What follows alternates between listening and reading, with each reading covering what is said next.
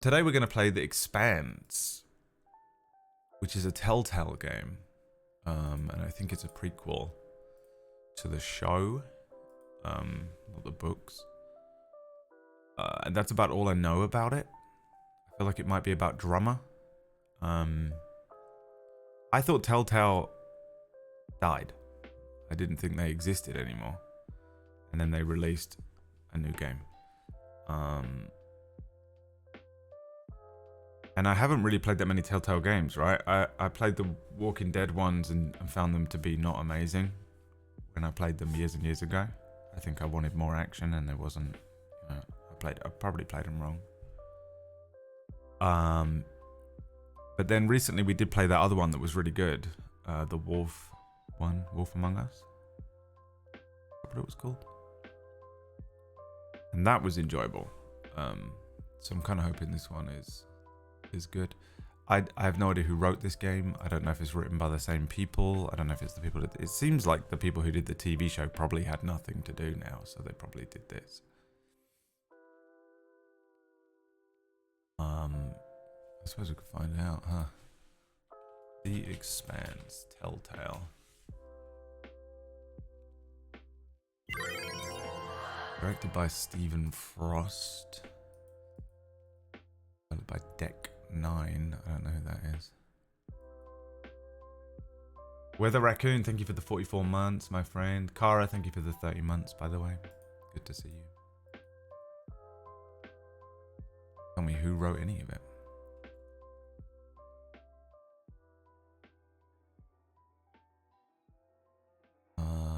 Yeah, I don't know. But it releases today. It came out today. And then they're releasing one every couple of weeks, I think. Because they always release episodic games, right? And this is the first one. I don't know how long it is. I don't know what type of game it is. I don't even know how long I'm supposed to play it for the sponsor, if I'm honest. But I would play it even without being sponsored, I think. I love The Expanse. I think it's fucking amazing. Has anyone not seen The Expanse in the chat before I start talking about The Expanse?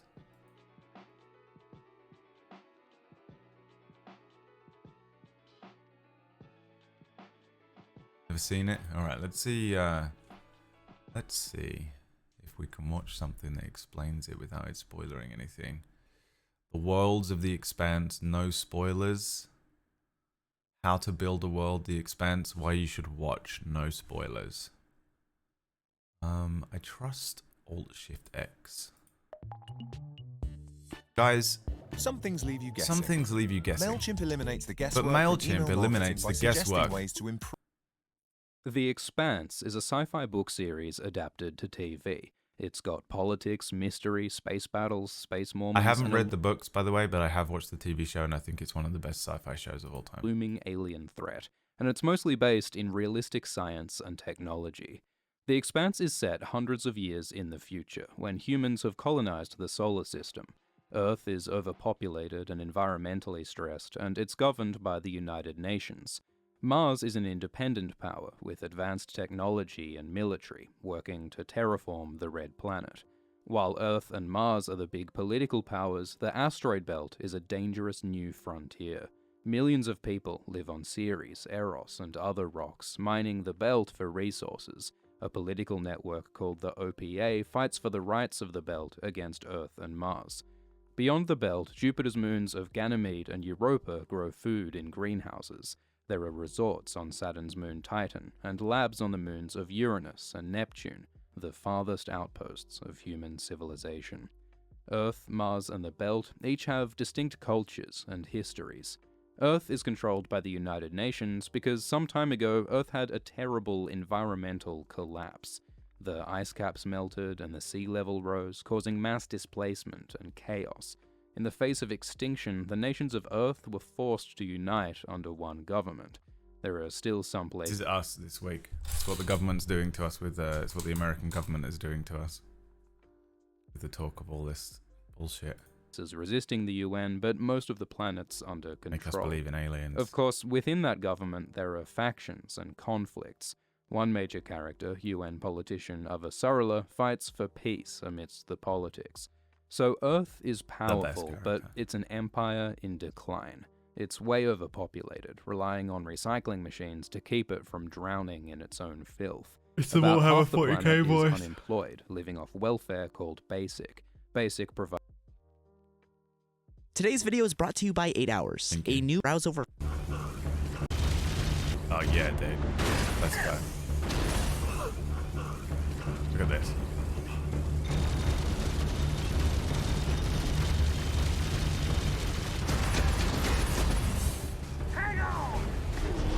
I've seen a lot of space battles on TV and in movies, but when I saw this one, it felt different.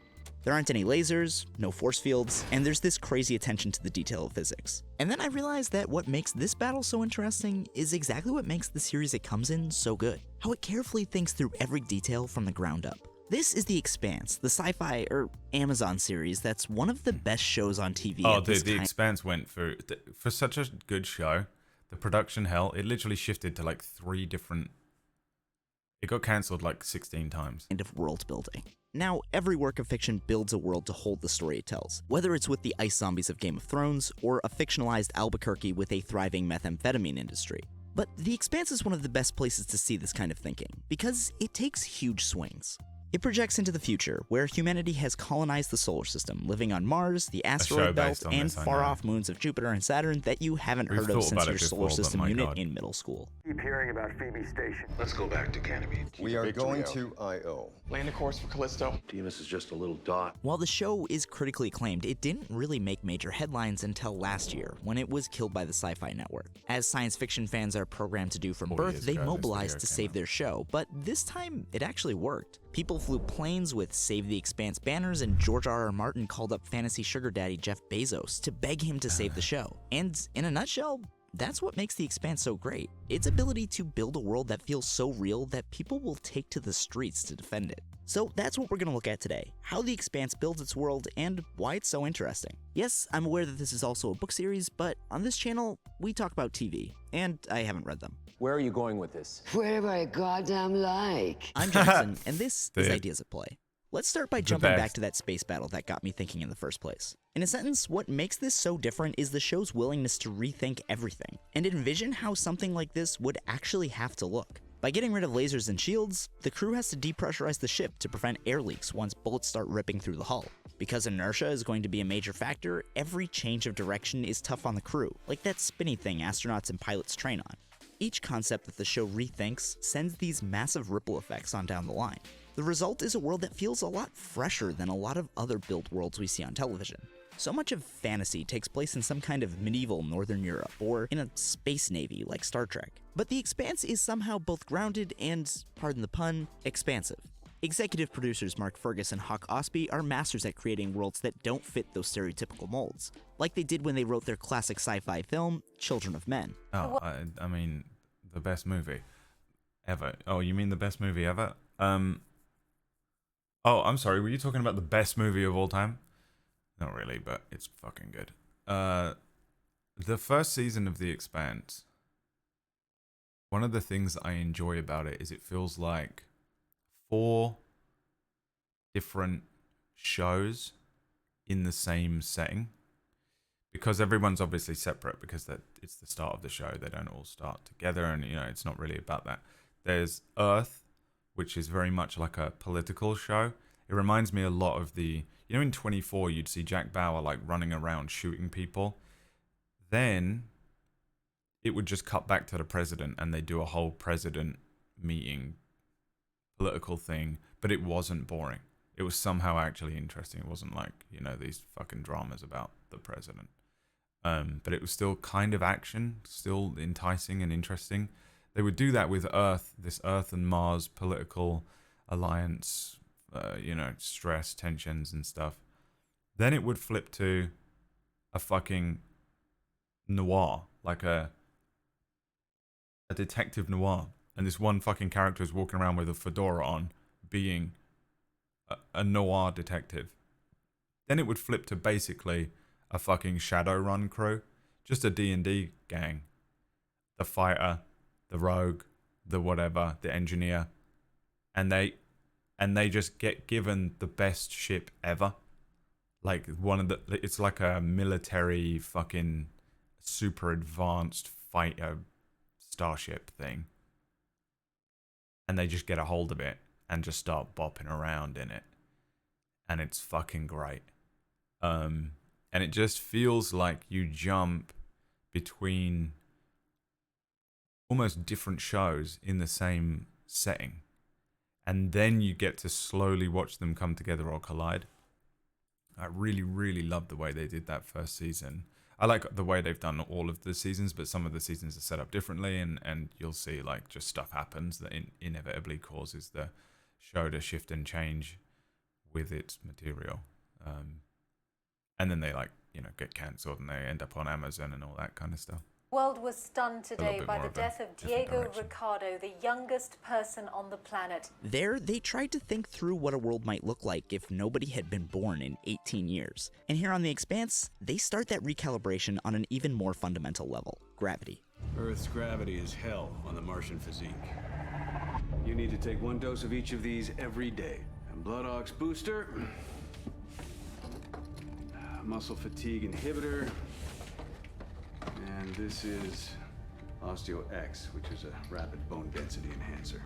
From Interstellar to The Martian to, well, gravity, sci-fi films have been thinking about gravity a lot more recently. But the difference is that they deal with gravity in the short term, what it would be like if you or I were suddenly thrown onto a different planet. The Expanse thinks about how cultures and people would evolve over generations in those environments. For example, think about how different you'd be if you grew up on an asteroid space station with really low gravity. Your bones would be less dense, and you'd be taller.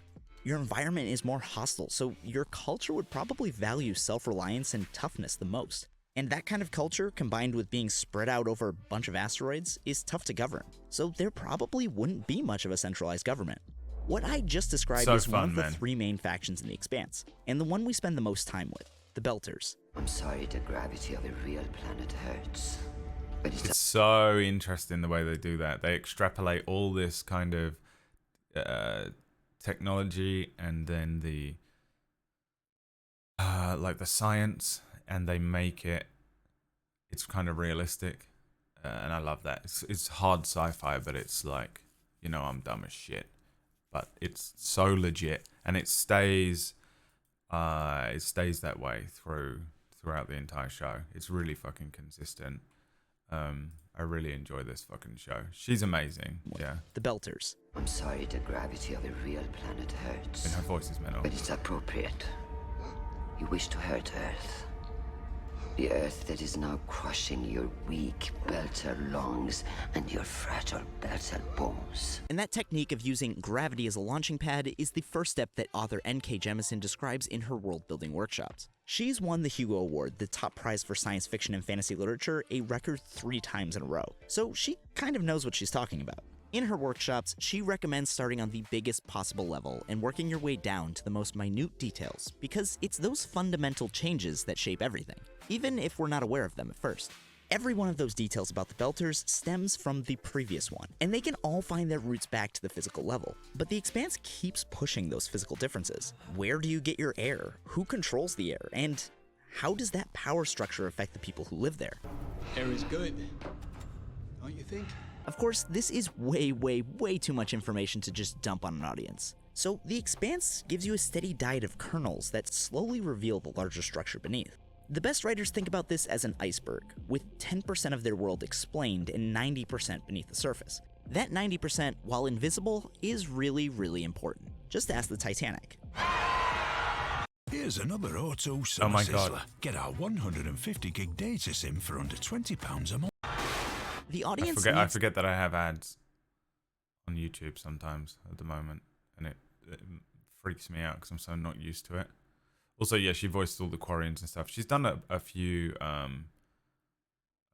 things that she's been in, but I mean, she fucking nails it in this. to feel that there is a 90% down there, because even if it's not present in their minds, it's shaped the characters they're watching. Each of the Here's how- characters, by the way, is individual as well. Like, every character is really thought out. Pretty much great acting across the board. And they make sense. You know me, I love a fucking character that makes sense. Where did they come from? How would they react to certain things? put something in front of them as a catalyst, what does it mean, and how would they respond to it? And you don't get one character responding to it and then everyone just kind of goes along with it. They all respond to it in an individual way, and it creates a lot of interesting like reactions and tension and shit. Yeah, I love it. That's how NK puts it. We understand the world that we live in innately because we live in it. We aren't standing around having conversations with each other about, hey, nitrogen's pretty good today. But we do understand it. So the characters who are going to inhabit this world also need to understand it. We don't need someone to explain that the Belters are poor. We see it in the broken screen on Detective Miller's hand terminal. We can see the Martians militantly working on creating a new Earth on Mars in their straight-laced haircuts and clothing. Earth's wealth is obvious in their wide-open spaces. She's a Kiwi, and by the sports car way, racing and ships. Akio needs One of the to know most that. fun ways that the writers do this is through the lingo the characters use. Running a special on some fine new digital duster seems we just got in stock. Enos of the Enos 9 and 10. Even more Bro, the interesting, Belter language, like the fact that they even came up with an accent. The Belters, so the area between Earth and Mars, I guess when we were first going out into space and trying to populate Mars and stuff, there was space stations and stuff, and that was halfway between Earth and Mars. And eventually, people just started staying there and living there, and it becomes this area known as the Belt. It's just an area in between everywhere, and they have their own accent. It's just such a stupid little fucking detail, but it's so good, and the accent is so weird and interesting and iconic. It's just such a weird accent. But all the Belters, they're Beltaloda. It's like weird Jamaican-y, East London-y. It's almost South African. It's got these weird twangs to it. It's just a blend of a bunch of really like specific accents, and then they just put like loads of spins on it, and it's really interesting. Yeah, very Creole. It's fucking cool. But what's cool is it isn't Creole, and they all do it well. The actors that have to do the fucking Belter accent do it correctly, so it sounds so believable that this is just their actual accent, because it's a different place. I hate watching shit in the future and people just have modern day accents. You know, something that's 1,000 years in the future and they're like, "Hi everyone, how are you?" You're like, "Huh, what?" You're gonna sound different. People sounded different 100 years ago. You know, so that kind of shit is fucking cool, and I love the Belter accent. I assume this whole game is nothing but Belter accent, so I mean, is the way that the Belter language sounds. Here we go.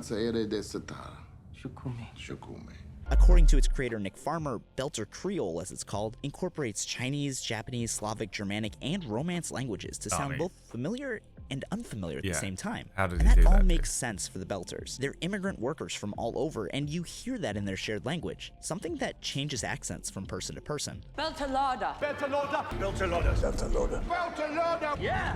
Beltalada. Visually, we see this on screen. The Expanse has one of the most diverse casts on television, which makes sense because humanity is colonizing the solar system, not just white men. It's a vision of our world, projected into the future and shaped by changing circumstances. Which brings us back to that battle that's a microcosm for all of these things. You don't need to be in AP physics to understand what's going on. Each of the unique details, the lack of shields, the bullets, the danger in every maneuver, is mined for more tension and drama. There's no countdown to when the shields will run out. Ship is being hit. Shields at 60%. And any shot could be fatal. Hell, dodging too quickly could knock them out. It's using that world to up the ante to tell more exciting stories. One hard maneuver and you're done. We don't get that thruster back and we're all done. And the work of building that complex world starts to really pay off as it fills in our characters. Do you know how old you are? 19, I think. 30 years. Even a sense of time comes from them.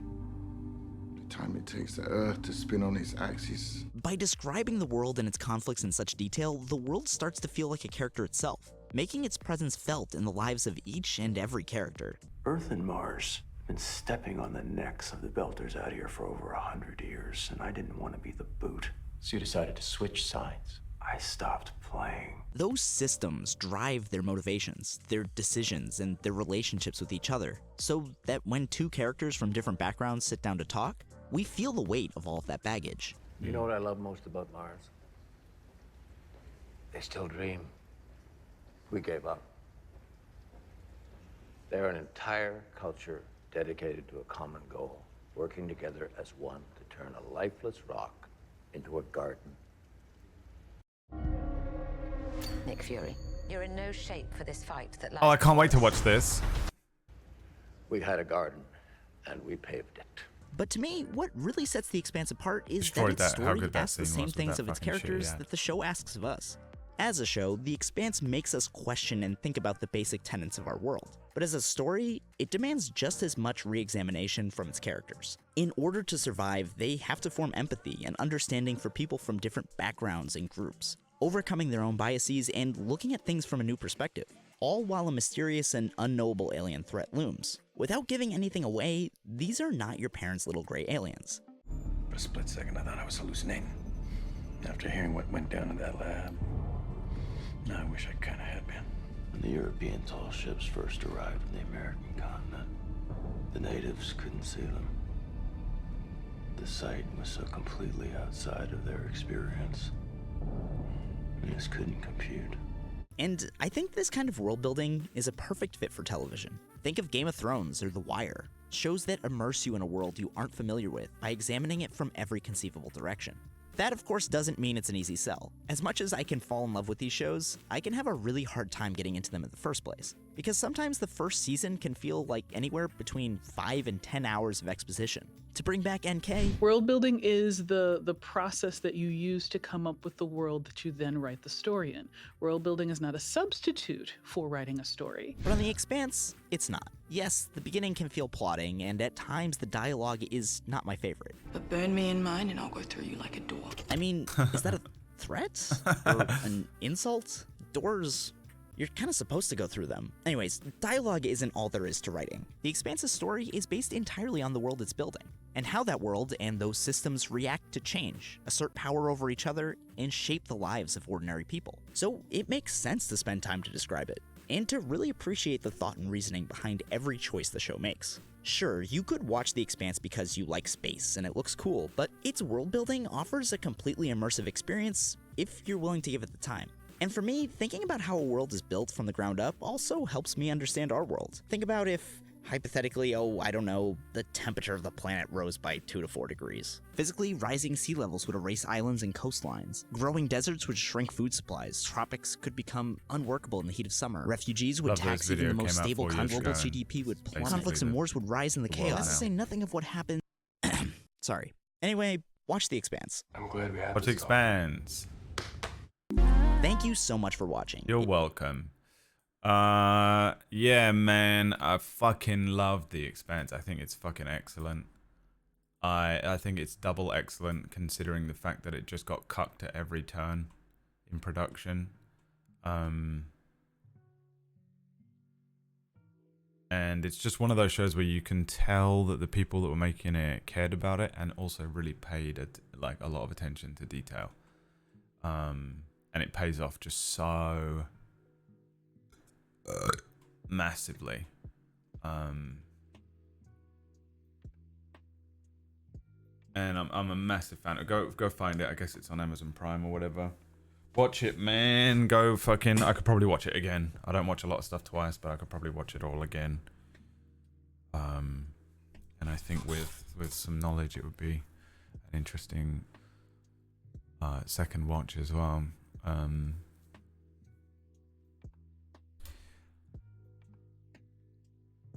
like the last season, I mean, I didn't dislike the last season, but they did.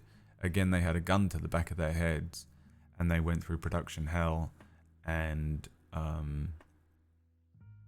they had problems with like that one actor and stuff. It was a shit show.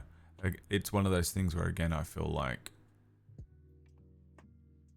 they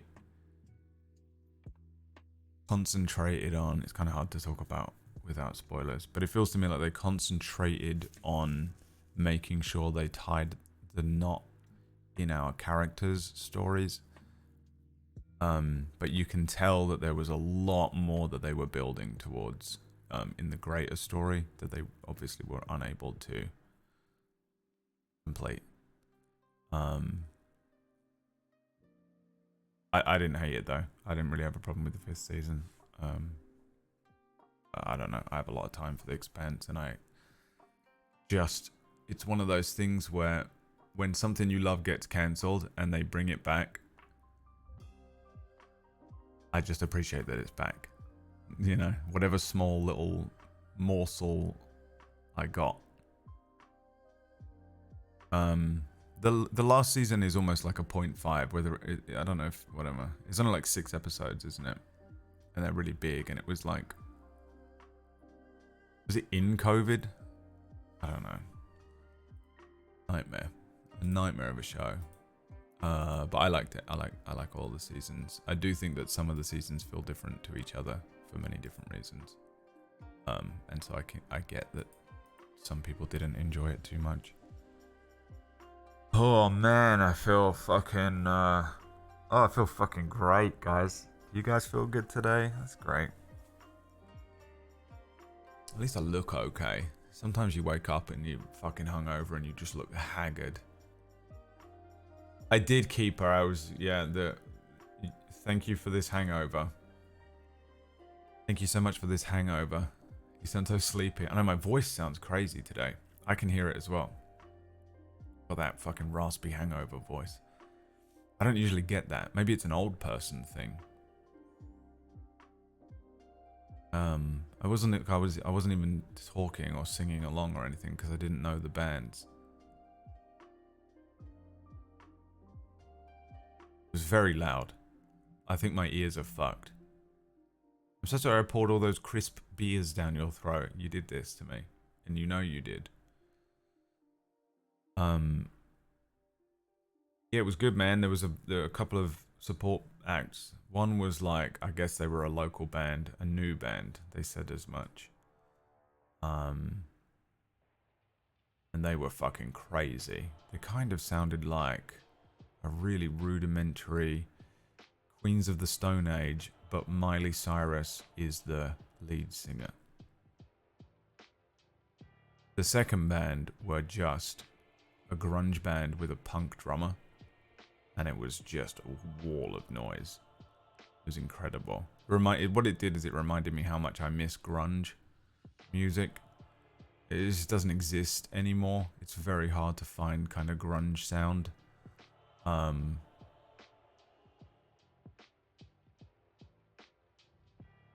I wish they had done some more technical stuff. I spoke to the lead singer of that band at the bar afterwards. I was just queuing up next to him and I was like, that was fucking dope, dude.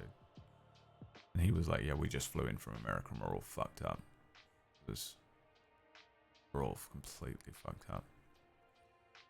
And then the band that we went to see was called The Dirty Nil.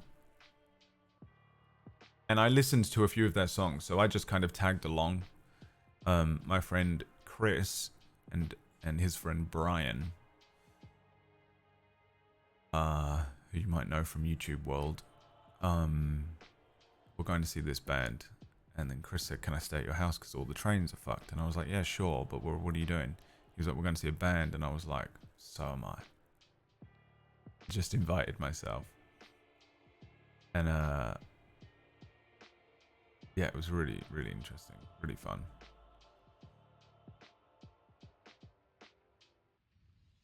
But yeah, that last band were really fucking interesting. I mean, the lead singer was fucking beautiful. That one picture I took, I'll show you the pictures I took. I took 2 pictures the whole evening, and I'm so glad one of them, dude, the lead singer of this band is fucking gorgeous. It was so hard not to just simp. This guy. This was one picture I took. He is, by the way, that's not a trick of the light. That's actually how his jawline looks. It's insane. He's fucking gorgeous. And the only other picture I managed to get that was in focus was this one, which is just hilarious. And that's Brian Ferenzi, and this is Chris's thumb, and this is the bassist, the bass guitar. it captures, that's all I need to remind me of last night. This and this. Perfect. Perfectly sums up my evening. And then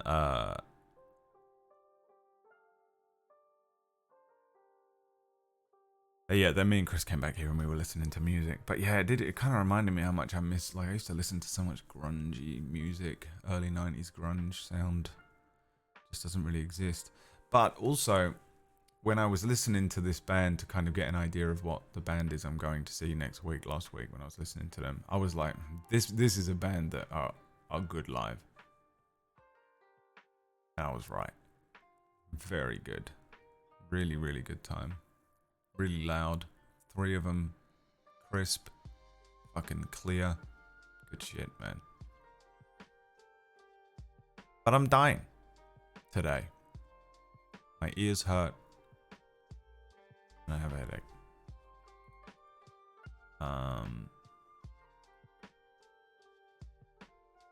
That's it. This game, I'm guessing, Telltale Games I need a controller for, right? Check on the boy. The old man. Usually. Didn't have time to make an intro for this game. I think once upon a time I made an intro for like Planet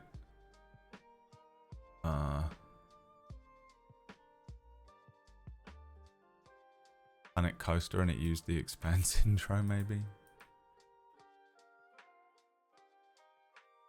What was that? What game was that?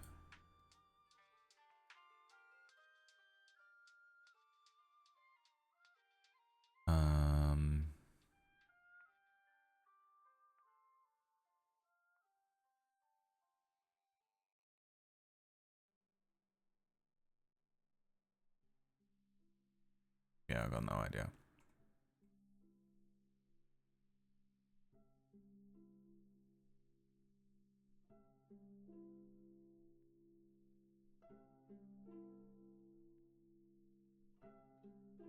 This one, Planet Zoo.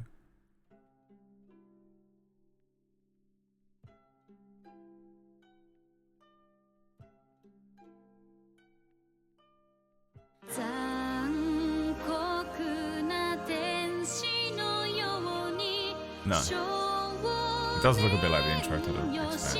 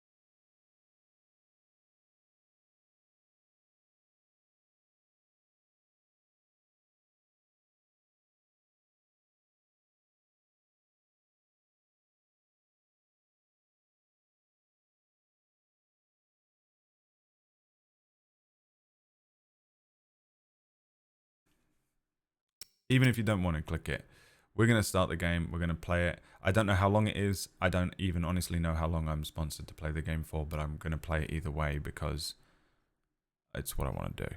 And I haven't looked anything up about the game, really. I don't honestly know anything about what it's going to be about. I'm pretty sure it's a prequel to the series, so if you haven't seen the series, it shouldn't affect, you know, any like spoilers or anything if you want to go away and watch the show. That's really all I know about it. I think it might be about Drama, one of the characters who I really like, so I'm happy about it. Pretty sure she probably voice acted the thing as well. I feel like I saw a thing about it a while ago. 2347, Camino Drummer is aboard the Artemis. Supplies are dwindling, morale is low. Sound is too loud. And the captain of the Artemis is about to learn the consequences of failing a crew in the belt. Consequences. A Telltale series. Belter Salvager. Listen, come on. His name's Cox. Sorry.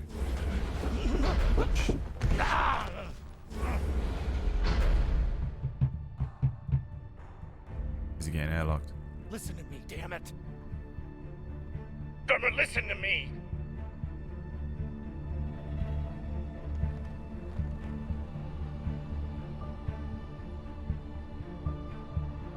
Hey, no!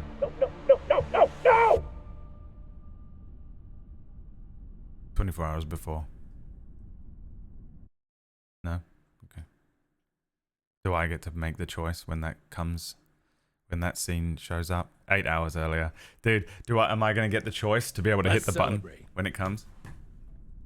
What are we celebrating? Oh, that's definitely her. Our last mission. I've heard that before.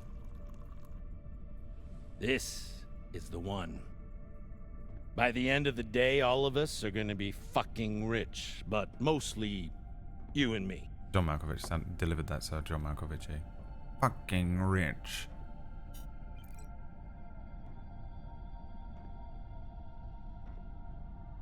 It's another wreck. It's not just any wreck. The UNN Shinabi.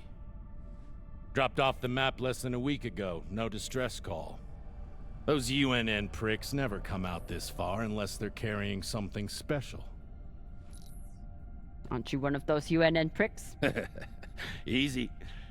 If I'm still one of those UNN pricks, then you're still an OPA traitor with Anderson Dawes' bounty on your head. But the past is the past. The past is the past. Why didn't you take it? The bounty. I knew you were worth more. Anybody who could piss off someone that dangerous must be pretty fucking valuable.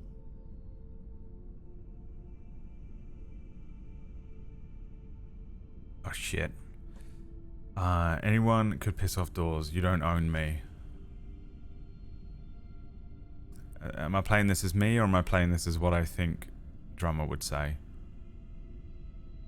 Drummer, I feel like, would think you don't own me, but say anyone could piss off Dawes. I would say you don't own me. You know? When is this show taking place? Game? It's a prequel, so I think it's before the first series. I don't know exactly how long before. It did give us a year, so I don't know if anyone can work it out. I don't mind it, someone Googling that. I think I'll go with my understanding of Drummer, which is probably not good enough. Although I am in love with Camino Drummer. I'm also in love with Cara G. Is that her name? Cara G sounds like a sounds like someone who produces Europop. Anderson Dawes is a gangster and a killer. It's not hard to piss off a man like that. Well, Dawes is the character who my game.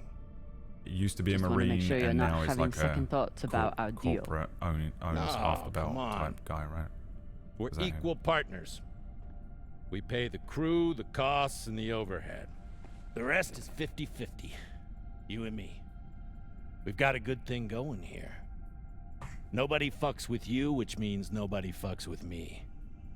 And hell, if this score is what I think it could be, you've got the deal of the century. Now drink.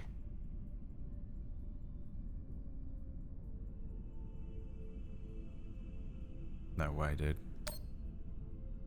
I'll toast you when I've got my I'm fortune. way too hungover. Suit yourself. I'll keep it waiting for when you return.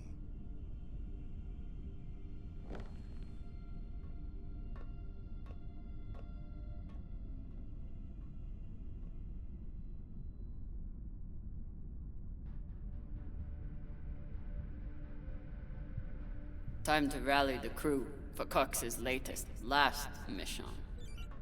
I should start by briefing Khan.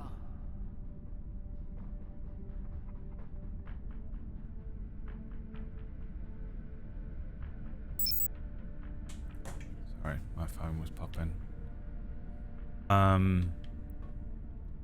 Okay. Here we go. Which one is Anderson Dawes? The guy played by the dude who's in Foundation at the moment? Or the... If you'll let's press R to ping a direction. I'm like, oh god, I love a good old backseat game button. Save me. This is fun, I get to walk around the ship. Alright, I need to concentrate. I also quite like the way they do these tactical maps in the Expanse.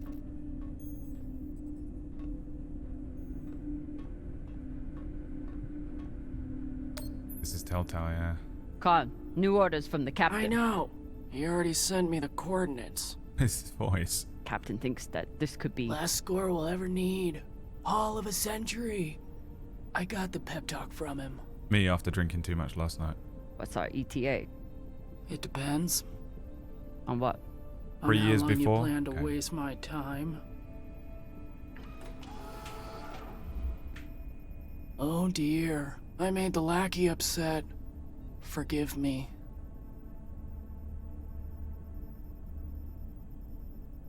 Play it off. Fashang Fong. You will bet.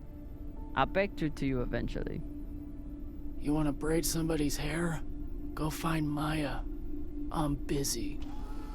Anderson is We're the nearly Foundation there. one. What's his name, that The guy? debris field is He was massive. in Fringe as well. He always It'll plays take the same me a minute character. to And he's so good at navigate. it. Jared something? Jared Harris. Jared Harris. Somebody blew that ship to hell and back. I should check the command console for more information on those. She's been chewing on that same cigar for weeks. Ew. I assume this is Khan's husband. It's the happiest I've ever seen her.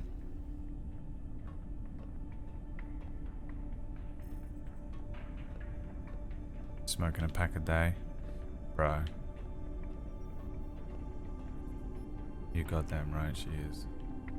What do they want me to do? Come on, console. But I can look at Haven't this had stuff. to shoot much, but we keep the PDCs fully stocked. Just in case. Right, game is way too loud. Hold on. It doesn't sound it because I've got it turned down on my, what's it there.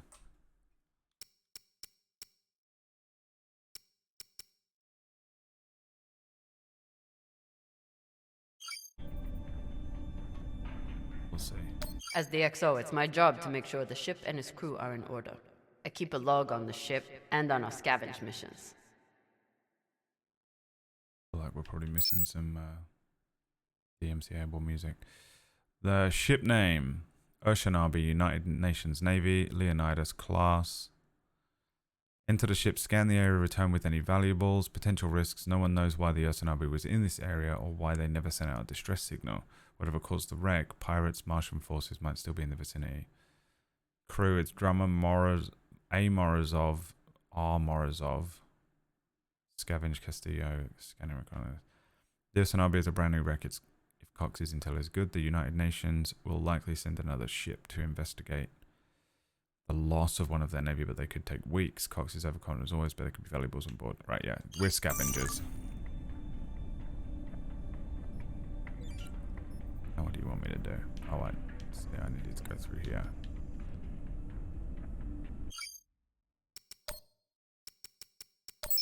It's still, the whole thing sounds fucking way too loud to me. My ears are broken today though from that gig I went to last night, so who knows? You know. I'll listen to it back. What the hell? Oh my God, no way. Time to find the rest of the crew.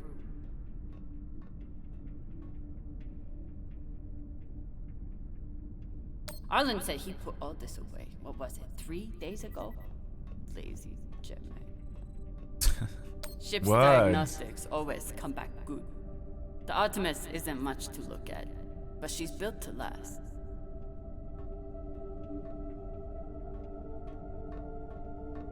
Of course, Cox needs to get his beauty rest before he gets back to work, doing absolutely nothing. I remember the guy that plays her like captain in the show. I don't think it's Cox. I don't remember his name. When we first meet Drummer, he's the guy, the guy that does the Jesus Christ. That's Jason Bourne, right? No, it's not. Is it? No. But the white guy in that scene, the other white guy, the only white guy in that scene. From them movies, whatever his fucking name is.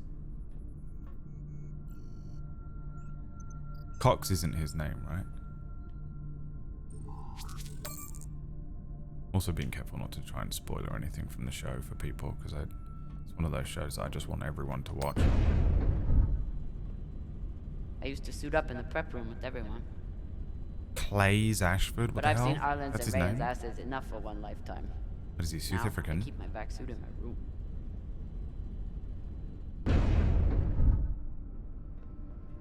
6 whole seasons of it, baby. Get it.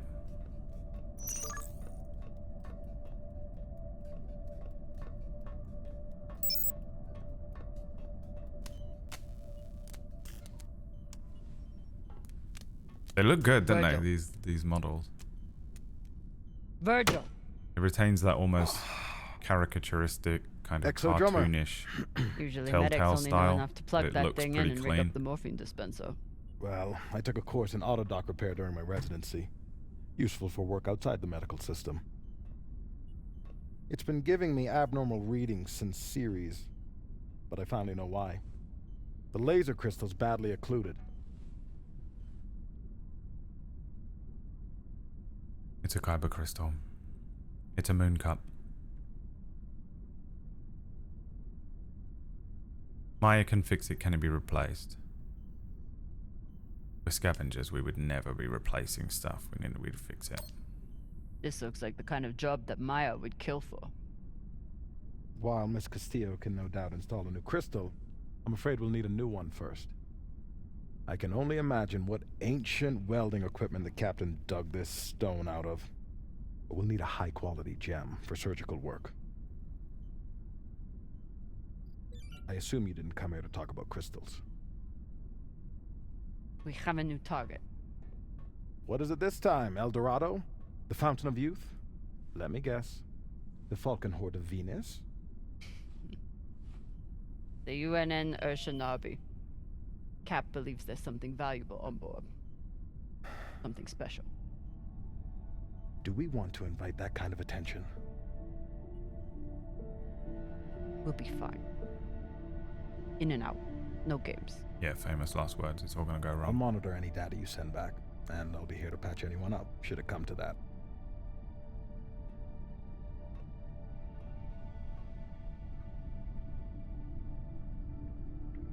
Alright. Laser crystal. Where do I look for a replacement crystal? Aside from medical, high-end navigation or communication systems use them as well. Any other medic, and I'd assume he spent the day napping in this. But not this medic. Alright, so he's our medic. We never have enough supplies, but Virgil always seems to make do. I am the medic that is approaching. When Cox recruited me, a big selling point was the med bay and the medic. Not something you see on most scavenging ships. Belta Should I loader! be concerned that our medic thinks we need this many prosthetics? Does he know something I don't? No one on this ship likes to talk about their past. but Virgil is a real mystery. Only Cox knows his deal, and he's not saying. Okay. It's Telltale, yeah.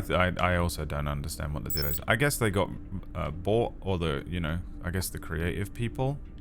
Does anyone know what's the story with Telltale? I know they went off grid for a bit. Did someone buy the company or just inject them with cash? What happened? What's your excuse this time? You not get enough sleep? You need some aqua caca, huh? Ow! Just let me go. It just fell, okay? What I tell you? Tinsha, you stupid prig! Twins. Quit fucking up! Hey, boss man, make him stop! Shut it, Tokaka! Carry on. I'm enjoying the show. Si Pashanwala, even EXO agrees. Okay. For the God, brother.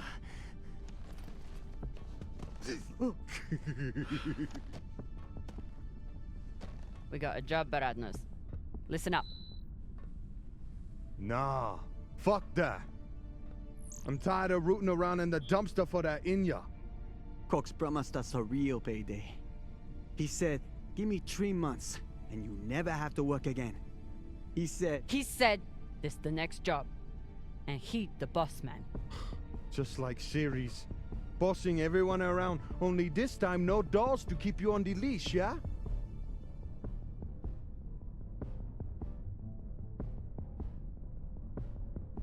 Let's not go straight to punching.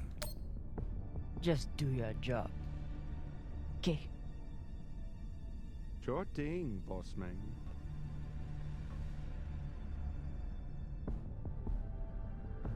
Come on, Baratna. What sort of accent is it? It's not an accent. It exists in the Expanse. It's the Belter accent. We just watched a whole video on it, but yeah, they're not trying and failing to do like Jamaican, So far, even though that's kind of how it sounds. None of the biomass that's gone through this recycler has been a crew member.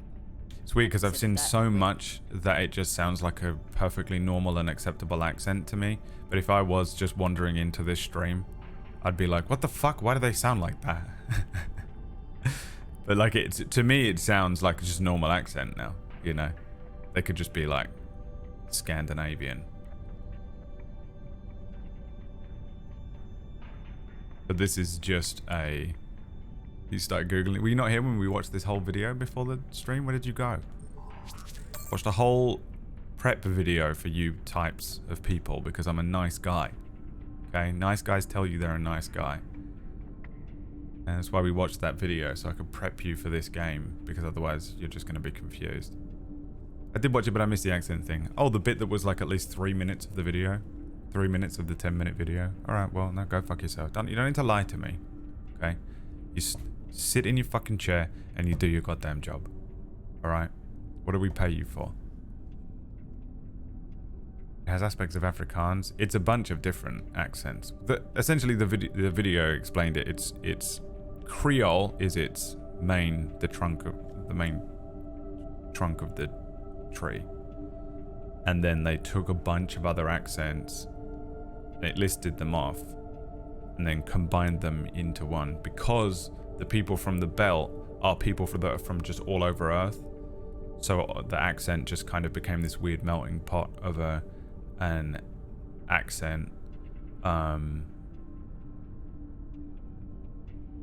because that's what would happen.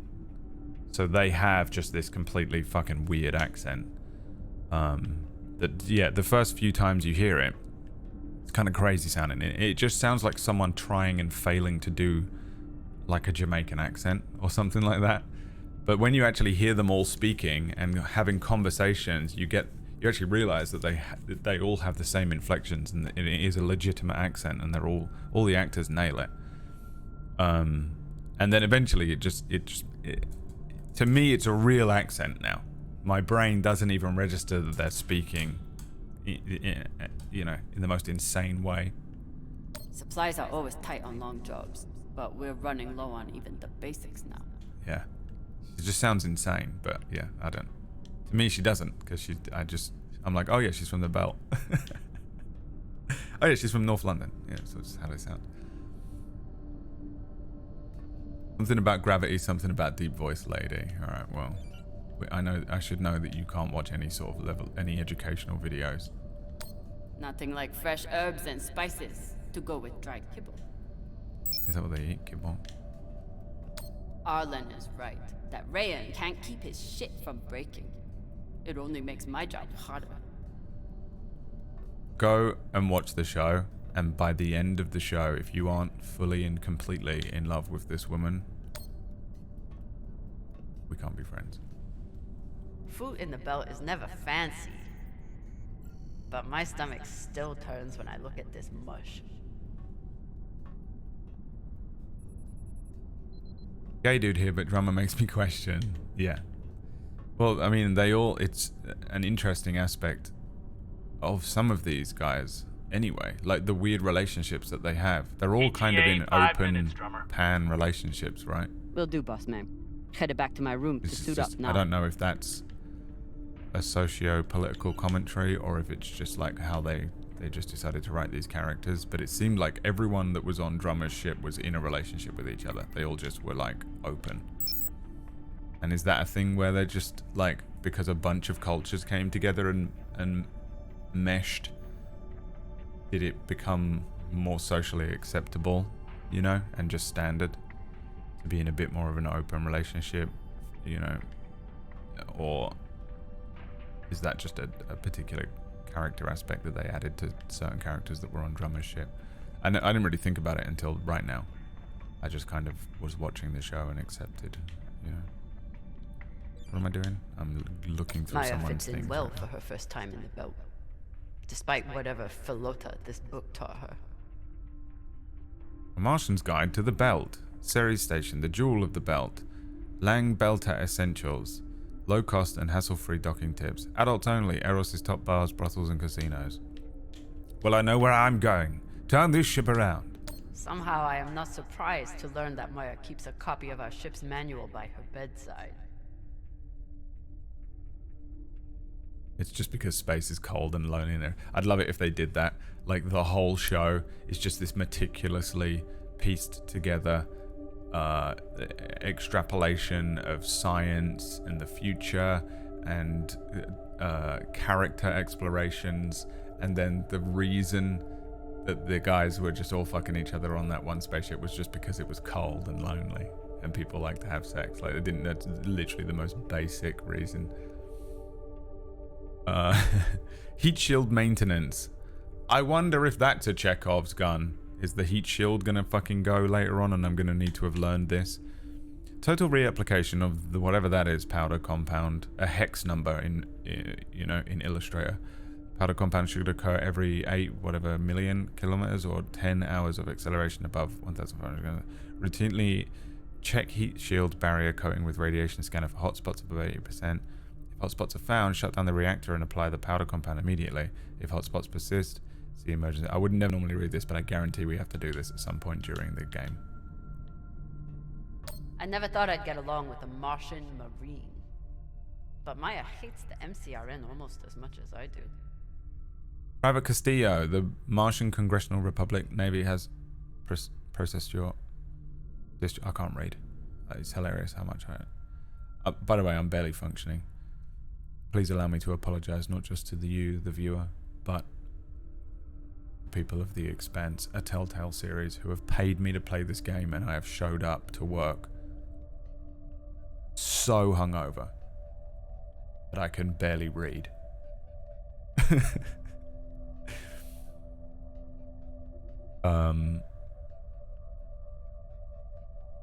I dragged myself to my desk with joy. Normally I'm just like, oh god, I don't know if I can like drum up the energy, you know, or sit in front of the bright lights and the sounds and everything. But today I was like, Expanse game. It's so good, I'll play it. I wanna play Expanse game. Headache just fucking crushing me. Gonna throw up any moment now. I want to play Expanse games coming out today. And they said they give me money to play it, but they don't realize that normally I give them money to play games. Usually we give them money, but they give me the money to play it. I would have paid them to play it if I am playing an Expanse game. Status dishonorable. Reasons for your discharge include, but are not limited to, insubordination, 3 counts, dereliction of duty, 2 counts, sharing anti-Martian media, literature or sentiment, 2 counts, fraternization, 1 count. The MCRN does not tolerate divisive behavior within its ranks. In order to prosper, all citizens must work to serve the Republic and advance Martian interests. By failing in your duties to Mars, you have impeded the cause to which billions of Martians have dedicated their lives. Enakio is a Martian. Enakio is an Expanse Martian. Now, he's going to go away and watch this show because that's part of his homework. And then he'll come back and agree. I bet she sniffs that box before she goes to bed. Okay, well, I know what that means. Okay, well, I know you're not talking about a cigar box.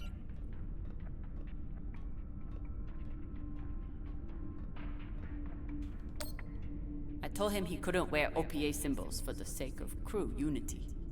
So instead, he displays it here, like a petulant child. Acquiring Season 1 as we speak. Good. Good.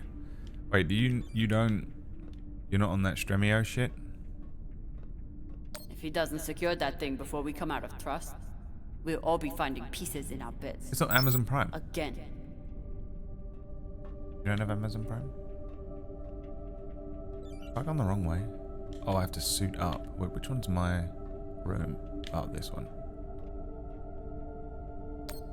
I got a lot closer to a captain's chair than I would have expected. And a lot further away from... Did she draw that? Anything else. If Sally launches into orbit with a perigee radius of 8,500 and an apogee radius of calculate the altitude above Ceres when Sally has reached a point 9 degrees. Oh yeah, dude, some of you love doing this in the chat. Soren Lin during an episode. Do you remember that episode? I got a lot closer to a captain's chair than I would have expected. We were playing a stupid tabletop RPG game. Else. And they were like, and you're in space and there's a spaceship. And then you have a role-playing scene. And then Soren Lin wrote this message in the Discord that was like, actually, during Zero Blue Orion, when Sally launches into orbit with a perigee radius of 8,500 kilometers and an apogee radius of 12,500 kilometers, calculating the altitude above the planet when Sally reached the point of 90 degrees past the perigee. Actually, you got that wrong. You actually calculated that wrong. Whack Steven, at Whack Steven, at Whack Steven, at Whack Steven.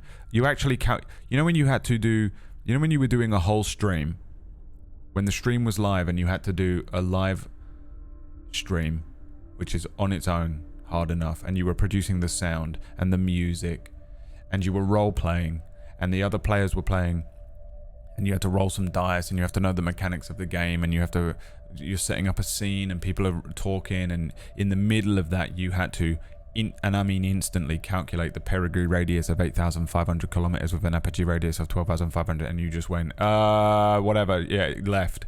It's left. It's on the left. Well, I just want you to know that you got that wrong. Like Steven made a snap decision. No one even noticed. No one cares. It's all good. And Soren Lin left the longest message I've ever seen anyone leave, and it was amazing. And in that moment, I knew everything I needed to know about Soren Lin. That's why I attack Soren Lin all the time, because you guys think that I'm just like mean to you out of nowhere. I never attack first. You always think I do. It's just that I always win. The difference is that I will destroy. And so you think, you're like, oh my god, Brad's so mean, blah, blah, blah. But actually it's always a counterattack. Even if it's 3 years later. Because of that message. It was hilarious, dude. I remember us just being like, what the fuck, man. People do it all the time as well. It's not just Soren Lin. He just gets... you know, he just has to eat shit for all the other people that do it as well. It's so funny. Like, how the fuck is he going to calculate the fucking, you know, the speed? It was like the speed at which the ship was moving through space, the time that it took for them to get from A to B, and the fact that another ship was catching up and they had to do a spacewalk or something like that. And dude, because he did it wrong, someone was in there calculating it. It took him 3 days to calculate the actual thing. Arithmetic, whatever. And Wack had to do it in 1 second. And because he didn't, he got it wrong and everyone was attacking him for it. It was hilarious. A little token of my childhood on series. Each time it gets another crack, it reminds me of that shit heap even more. It's fun. Yeah, this is interesting. You don't really hear much about Drummer's childhood. Dawes gave me everything. A job, a purpose, a community. Until he took it all away. You think the docks at Ceres were dangerous? Every Ubicha in the belt will be after you now. Dead or alive. I told them, Tensha for pasa camino. Even with everything he's done to me, I would never turn Dawes into UNN forces. Miss Camino Drummer, our records indicate that you have not returned to your apartment in Hermes Square in nearly 2 months. As such, we surmise that you have left Ceres Station. Your arrest warrant remains in effect throughout the belt, and if found, you will be returned to Ceres for indictment and incarceration. However, we are prepared to re-examine the charges against you should you find yourself in possession of information regarding Anderson Dawes' whereabouts. If you wish to speak to us further on this matter, our office is willing to compensate you for your time and commitment to the appropriate carriage of justice on Ceres Station. Regards, Detective Ecuador.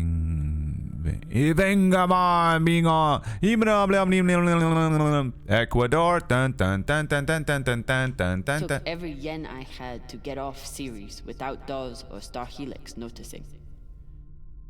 Monthly statement. Starting monthly balance 43 CNY and ending balance 43 CNY in transactions. So thank you for banking with us. Never had time for dating on Ceres. Now I've got plenty of time and no one to date. No, shut the fuck up, Bruce. We're sorry to see you go. Hey there, Kamina. Due to a lack of payment, we regret to inform you that your account with low gravity, no pressure has lapsed. We hope this is a sign that you found the connection you've been looking for. Oh, it was a dating app? That's hilarious. As the premier website for singles and open-minded couples on Ceres. LGNP wishes you the best. If your circumstances change, we will be proud to offer you our fully encrypted, discretion guaranteed services to you again upon receipt of your owed fees. Best of luck out there. LGNP assumes no risk of liability on encounters or own risk of participating in medical and criminal records available extra costs. Please. Wow, that's hilarious. Imagine going onto a dating app and with a little bit more money you can pay for their medical and criminal records. It'd be fucking chaos.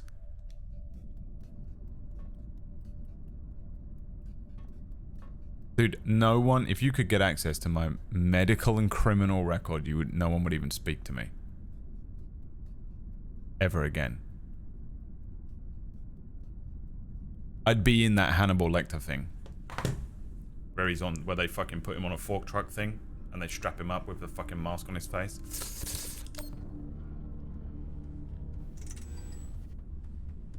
Where are you going to go, Kamina? Huh? Anywhere but here. That's not him, is it? With anyone but you. Different actor. Hate me all you want. You are many things, Beltalowda, but you are not a traitor. Oh, he's younger. You love your belt. Yeah. And right now, Belt is me.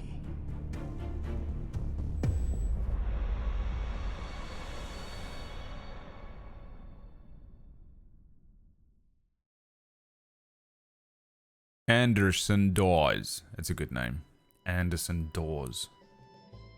I'm going to change my name to Anderson Dawes. And I'm only going to use yen as my currency from now on. I'm busy. You're late. Quit tinkering and get your helmet. We're about to push off. Fucking make me. Racism? Or engineer racism? I mean, there's no questioning what we're going to do. We're going to call her an engineer. So much more offensive.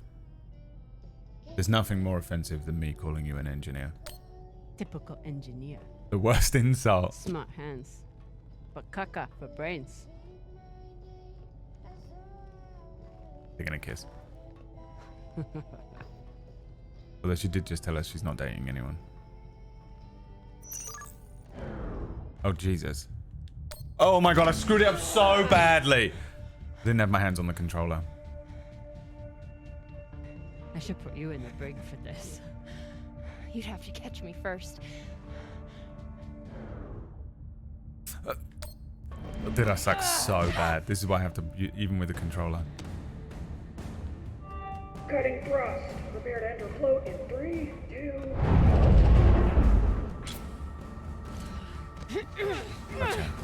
Ugh. Come on. Give me the option to kiss or punch. You got me. Yeah. You didn't get her. Yeah. Finally. Yeah. She just let you have that so that you're in good spirits. Morale boost from the XO. You were kicking my ass for a minute. I thought you had I me. wonder if I screwed up. They're just friends, Brad. No, they're not. Telltale Games. was a Also, good hi, move. Telltale Games. Welcome to my channel. I'm very much enjoying. Yeah, did you see that look? I'm enjoying it already. I'm a big fan of the Expanse. That was a good move. A little cheap, a little weak. I don't think you'd want to call her weak. Oh my god, look at the way she's looking at her, dude. Checking her out. So in love. Oh god, that means she's gonna die. She's gonna die. God damn it. God damn you, Telltale. Kind of a cheap shot, though. If it was a cheap shot, I would have smashed your brittle belter bones against the ceiling. Don't believe everything they taught you in the Martian Navy. My bones are just as strong as yours. I didn't believe a single thing they taught me at that fascist brainwash Thank you, factory. Chicklet. That's why I'm here with you, brittle bitches. I do enjoy that Martians are like big and strong all the time. History will simply Alan say and they Rain were have begun roommates. breaching the airlock off the bridge. History Once will we're never in, find out about this. We are going Holy shit, Io! Usually Io is covered up by these dust streams that fire off from its poles after volcanic activity. But it's clear as day. Oh no, we're definitely falling in love. Dude, why is that, man? Whenever if someone is falling in love, I'm like, oh, the trauma response. Oh no, we're gonna lose them. You're not allowed to love something because it hurts too much when it goes away. It's a moon. Usually Io is covered up by these dust streams that fire off from its poles after volcanic activity, but it's clear as day. It's a moon. That's no moon. Earth are colonies. We can join. I'm a Belter, she's a Martian. If there's one thing we hate, it's Earth. It's hard for me to look at these moons without thinking about the Earther research colonies exploiting all the resources on them and giving nothing to Okay, I accidentally ruined the moment. We're talking about fucked up. something serious instead of just being like, ah, your ass is so cute. I usually only look for what could kill me out here. But it's nice getting to see it through your eyes. I ruined it. Oh, there you go. Even if they're the eyes of an inner who doesn't know her ass from her oxygen bulb. Brought it back. You mean an inner who pile drived your ass into a ceiling, right? Bro Drummer's gonna pile drive you, alright. Let's head out. Just remember to... Woohoo! So scary and dangerous. Oh, this is where they're supposed to be going.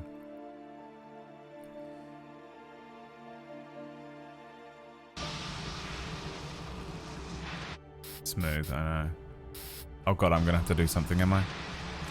No, Jesus. As I was I keep putting my saying, controller remember down to like a keep your maniac. weight back when you land. Still, not bad for an inner who's barely been in the belt for a month, hey? Reminds me when Rayan and I were learning to spacewalk. One time, he crashed right into the hull and shit his vac suit. Shut it! Koya! Whoa. Airlock is open, Exo. Good. Let's see what we have in here. The Belter accent is going to be in my head all day now as well. I'm going to finish playing this game and then go away. The alcohol leaving my system always gives me like even stronger echolalia. Like things rattle around in my brain.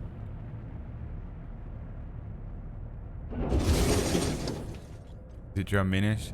It's like Creole, but it it has everything in it. Is what it is. It's Creole with a touch of everything. It's so interesting. They nailed that accent.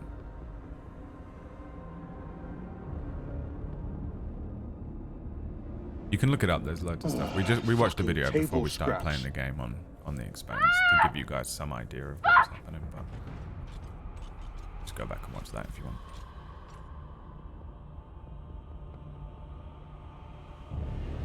Oh my god! What the fuck? Are they real heads? Yo, Baratna. I wondered what it was going to be Shit's that did this. Crazy. It can't be anything too much like it. It can't be anything from the show, can it? Just breathe. Keep your head down. It's okay. Absolute Dead Space moment. Now Yeah, what the hell is your it? Suit, eh? That you won't choke to death on your own sick.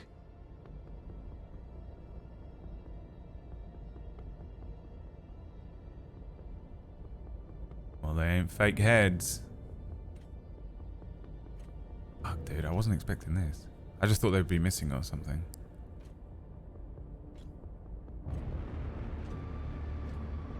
Bruh.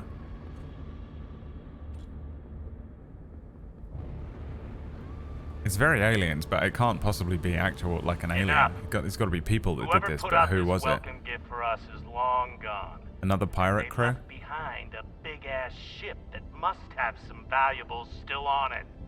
So get scavenging. You all have your orders.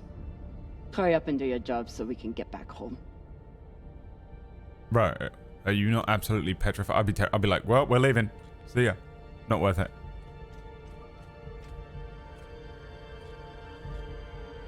They're still gonna scavenge the ship? Dude, I'd be out, bro. Heads.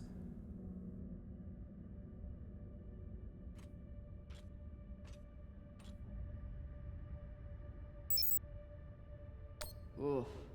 If I stare at these too long, I might be the one throwing up in my suit. Dude. Yeah, I don't want to spoil anything in the show because I sort of consigned myself to not to try to play this without ruining anything in the show for people who haven't seen it, because I really think you should go and watch that show. It's very good. And if people like to read, then from what I understand, the books are like phenomenal as well. So maybe read those. But read the books or watch the show either way. So I'll try not to spoil anything, but it can't be aliens.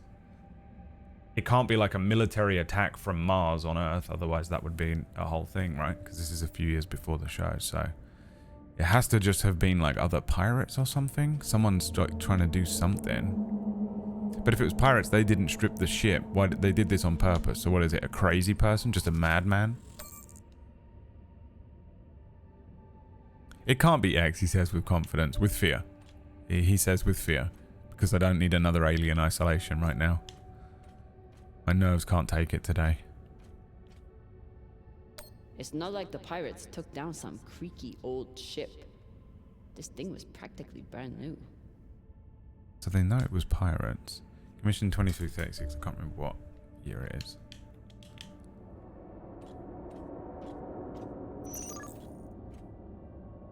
If you're lost, press that. Yeah. I'm having a look around though, because I get to walk around in the Expanse.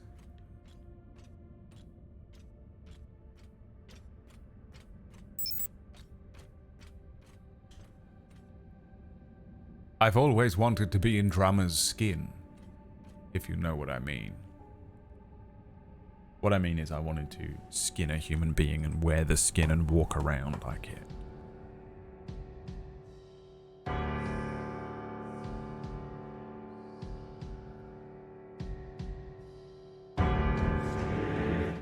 The most orcish. An orcish impression.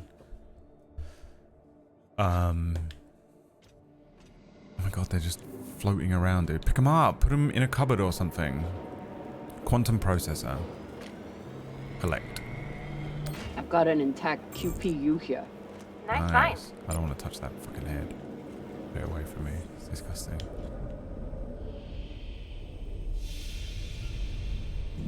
Oh. I can... Oh my god, I can walk on the fucking walls. It's grav boots. Oh, so trippy. Yes, bruv. Bro, hold on a second. Oh, nicely done. Telltale. A round of applause. Oh. Wonderful. I did wonder if you were going to try and do anything funky like that. Because that's half the appeal of the Expanse, right? Like the fact that the science element, they actually make it kind of cool. Oh, dude. That tripped me out, though. For a moment, I just thought I was passing out. I'm so hungover.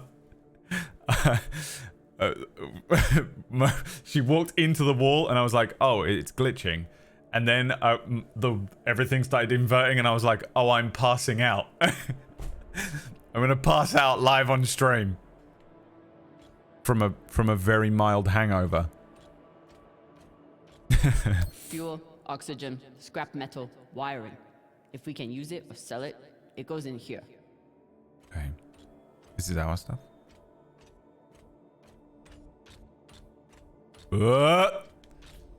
Pirates tore this place apart. Oh, they were Pirates scavenging. aren't scavengers. Right. They were pirates. What do pirates do then? If they're not scavenging for parts? Why they sail the seven seas and collect parrots and rum. Aha, a body. So there are bodies around somewhere. I wondered if like they were taking the bodies for some reason. I literally, my brain went crazy to try and think of in what way. Here we go. Here's where someone was butchered. Oh, hang on. To land, aim at the floor or walls and press right trigger. Oh, what do you mean to land? Oh my god. Hold on. Oh. Yes. Alright, that's fun. Super trippy. My brain feels strange. Looks like the crew didn't surrender their heads to the pirates without a fight. Call them? Keep an eye out for trouble while you're setting up the containment bolts. You ever cut anybody's head off, Exo? Back when you ran with Dawes? Yeah, let's freak him out.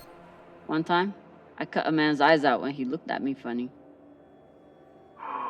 For real? Sure did. Wore them as earrings the next night. Basheng Fong. Fucking love drama.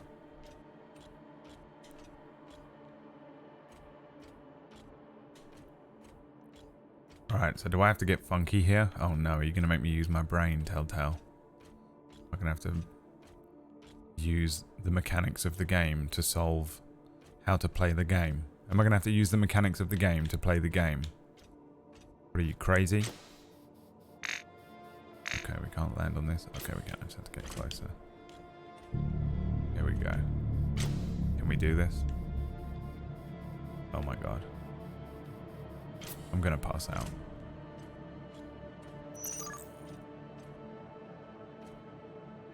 RB to rotate right and left. That's gonna be in the air though, right? Oh! I'm gonna throw up. I'm gonna throw up. I'm so sorry, you're going to have to play the game. Comes up at the beginning of the game. Our deepest apologies. But you are in fact going to have to play the game in order to complete the game.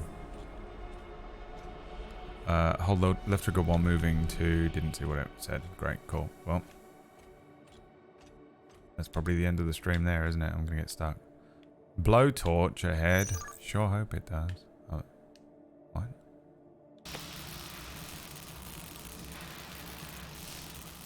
Oh, dude. I thought I did it wrong. This looks like a fabricator of some kind. Maybe for material printing? Not the best game for hangover. Yes! It's how the inside of my brain has felt all day. Is all of this trippy upside downness. If anything, it probably It just means that I get to make you lot feel how I feel.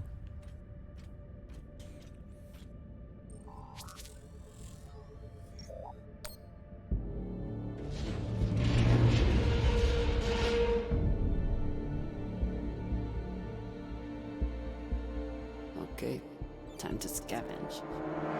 Drummer, looks like the officers section is still intact. Go check it out. On it. You know the military. The brass always hoards the best shit. Let's hope so. Into spacewalk over there. Terrifying. There's another body. Why did they cut the heads off everyone? What is this message they were sending? Press down to display your landing icon. Oh, I see. Right, okay. Water recycler. Clean palladium in this recycler. Good pull, Drummer. UNN officers always keep a backup water recycler for themselves. Do you? You were a UNN officer. Do you have a backup recycler for yourself? Of course not. I drink the same cloudy sludge as the rest of you. Me and Drummer, we see here, man. Oh god, I've got that wandering. I broke this controller, didn't I? It's gonna be really good for Cuphead. Commanders, this is Private Takabe. The pirates have asked me to report the following. All crew members, except for those barricaded in the officers' quarters, have been killed or captured. The pirates do not wish to kill anyone else. If you open the gate now and allow them to complete their search, no more lives will be lost. And if you do not comply, oh God, please don't. 10 minutes until the next one. Right, so we're dealing with the guy from Arkham City. What was he called in that? Instead of just being called the Red Hood.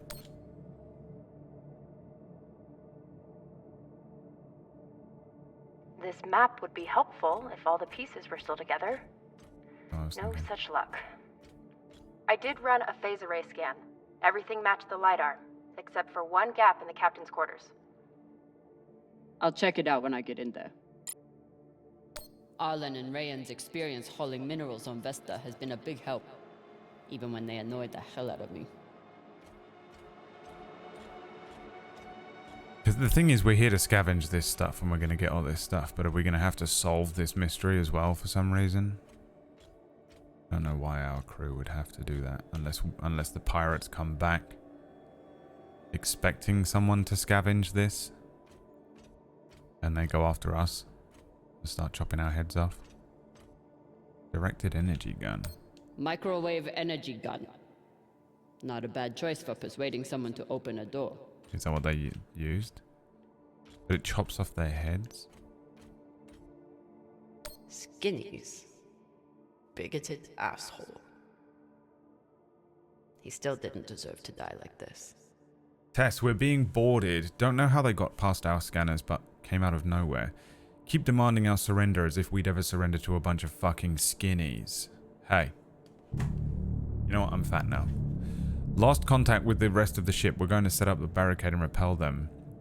Fucking savages. They're breaching. How the fuck do pirates get a military-grade DEG? Should never have come this far from home. I'm so sorry.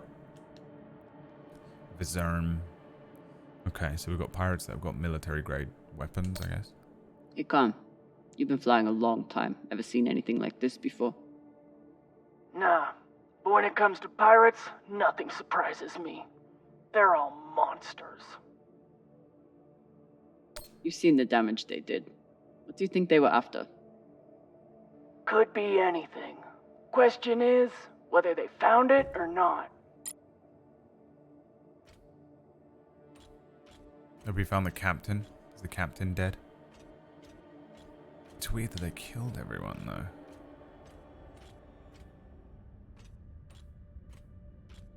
Last time Khan smoked a cigar on the ship, Maya had to spend half the day cleaning out the air filter. Not a lot of particulates in the air filter. Virgil, how long do you think the bodies have been like this? A couple of days? That's my assumption. after analyzing the footage of the heads and the remnants of the precipitating battle. What can you tell me about the heads, medically speaking? From the uniformity of the incisions, it seems clear they were done post-mortem. Oh. Very difficult to be precise if the victim is fighting back. Right. I mean, that makes sense. I'm just stupid.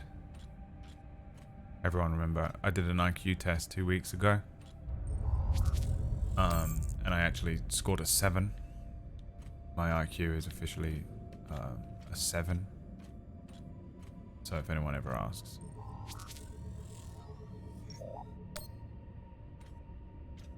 I am clinically brain dead. So, about that. It's a fingerprint lock. You're going to need to find the right hand. An officer. The baka. Good news. The logs show that there was one out in the crew mess hall. Second Corporal Horowitz. All right. Might be difficult to get his body back to the door, though. Don't need all of him. Oh, God. There you have it, ladies and gentlemen. Telltale Games officially requesting that we cut off someone's dick. Like, that's what it will be, right? Surely. Oh, it's his hand. Oh, it's his hand. Are you an officer? Not that! Dude, do you know how hilarious it would be if it came up with the option, cut off his hand, cut off his dick? No one in this world would expect you to do it. No one. And you'd win an Emmy. Do you want an Emmy? Because that's how you get an Emmy. Whee!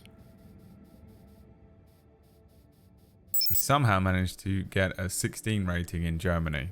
Wow, even with that whole dick cutting scene, that brutal, vicious, unfathomably super realistic dick cutting scene in the game. Eltaloda, we are going to use a rusty spoon to cut off this man's dick.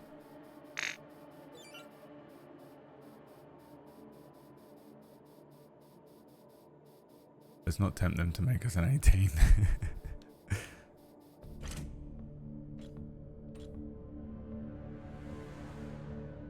Europa's Bane. Anyone heard of it? It's one of Toussaint Zapata's ships. Okay. Ah, fuck. Should've known. Who is that? Latest pirate flavor of the month. Led a mining strike on Europa. Stole a few ships. Now self-employed as a full-time murdering psychopath.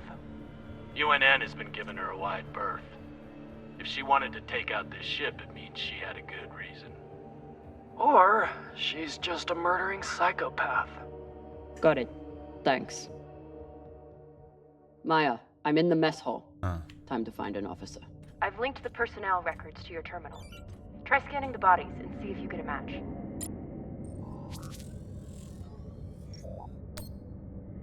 Looks like the crew tried to mount a defense here. For all the good it did. Those poor people. What tore the ship up, though? Was it just a weird hull breach pressure thing? Or did they actually do it? This is awful. Have you ever seen anything like it? No. Not even on series? Not even on series.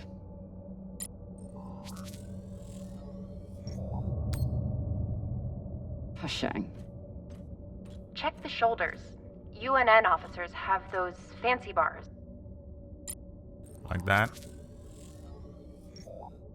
I know pirates are vicious, but this is... You hear stories about people who spend too long off station. Go Big Pegal. Big Pagal? My belter is... It means really fucking crazy. I wonder if Toussaint was here herself, or if she stayed back on the ship like some other captains I know. Call Khan. Wouldn't it be hilarious if you hit B and she just went Khan? See, I can do Star Trek references, guys. Another pirate corpse. That makes 2 in here. Better than none. I'm curious about. You know the anything woman. else about this Toussaint? Where she's from? The thing about murderous, rampaging pirates, they tend to be a little mysterious.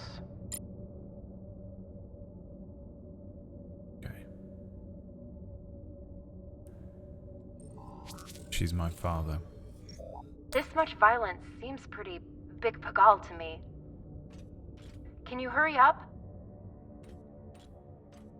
Working on it. Has to be this one. This was a massacre. No other word for it. Sooner we get out of here, the better. Oh, look at that, you Have you checked cheeky, the ceiling?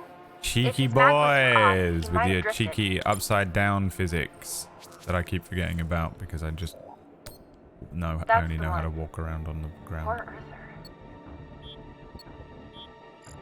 The effort that they went to chop off all the heads, I'm surprised they didn't take their own pirate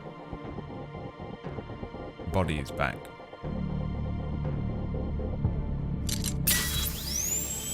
Sorry about this. She's such a beast, dude.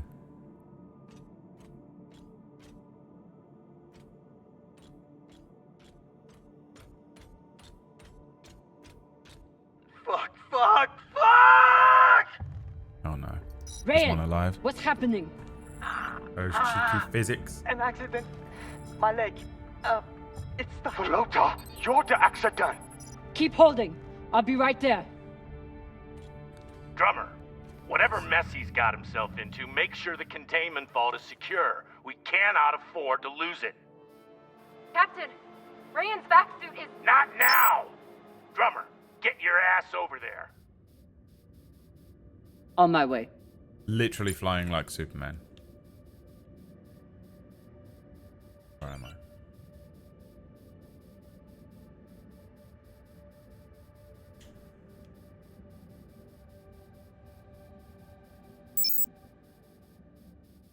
Kamina drummer.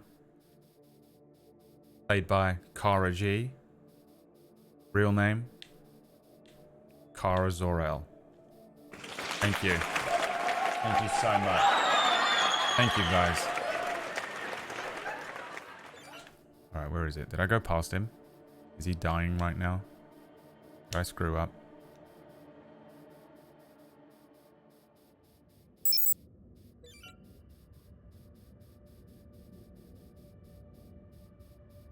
There's me just floating past him.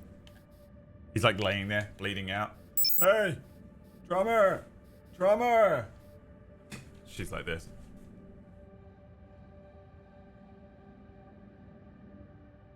Hey, drummer! Drummer!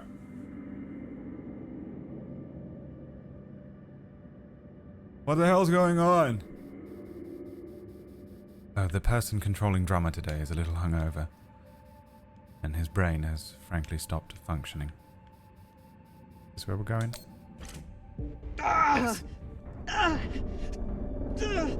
You can click that,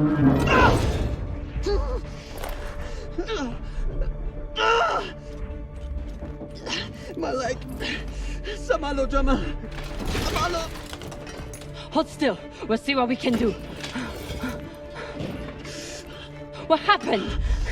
Unexploded charge, I think. Pirates must have left it behind. Pashang, you didn't scan first? Drummer, his suit is punctured and losing pressure. Yeah, that's what I was worried Release the vault and about. catch him now, or he could die. What happens if the suit gets punctured? What do Belay you that. do? That vault has O2, fuel, armaments. We can't afford to lose it.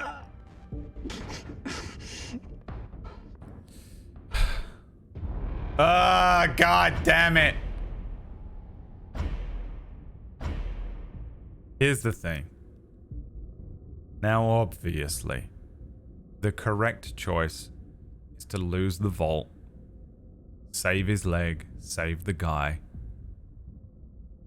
But there will be consequences. There are always consequences. We lose the vault. He lives with a leg. He's got his leg Later on, he'll be able to... There's a point where he needs to run or something, and now he can run because he didn't lose a leg.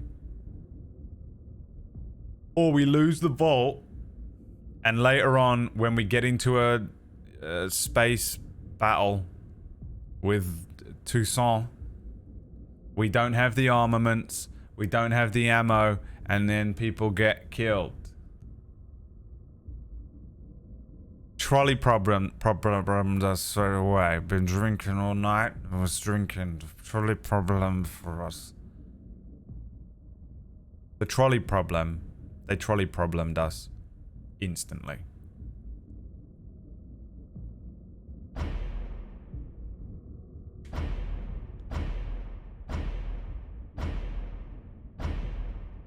I gotta think ahead.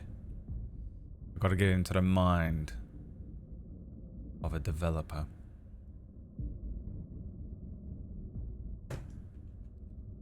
Oh god, I hate it. Let me out. Let me out! No, I don't like that. Everyone, absolutely everyone is gonna choose lose the vault because it's the morally correct option. What were you drinking? Beer and Polish whiskey. Polish vodka. I just stayed up too late as well. I think everyone's gonna pick lose the vault. And then later on we're gonna lose the war. We gotta keep the armament. He's not gonna die, he's just gonna lose a leg. Am I a bad person? Yes. I curried some good favor with him earlier on when he was fighting with his brother as well, so... Who needs legs? You're in space. You don't need legs. I mean, who needs legs, bruh? Who even needs them?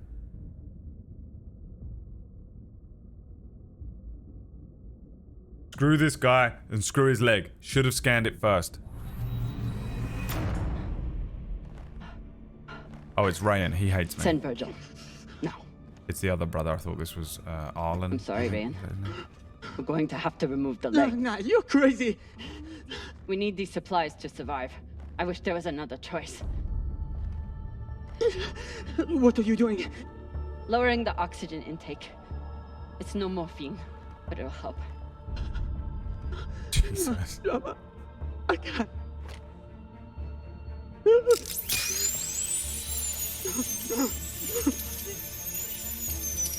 Be strong, Lola. You heard her, Baraka. Be strong.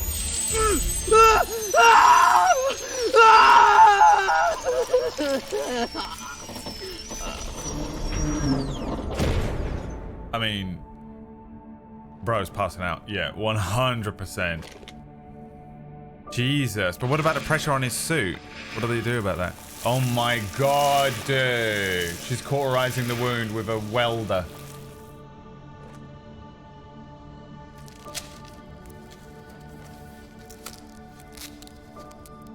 Where's Virgil?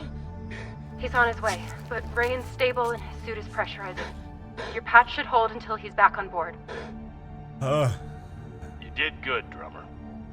Virgil's entering your sector now. Best thing you can do is hurry up and finish the search so we can get out of here. I swear to God, if this doesn't pay off for us in a massive way later on, Telltale Games, I will find where you live. I will find you.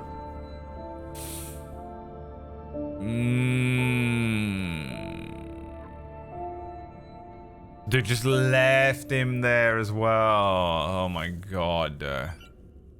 Hey, at least we got some armament.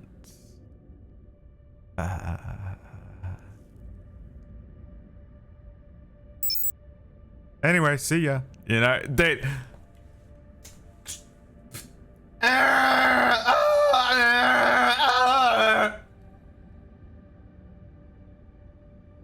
Anyway, see ya. Peace.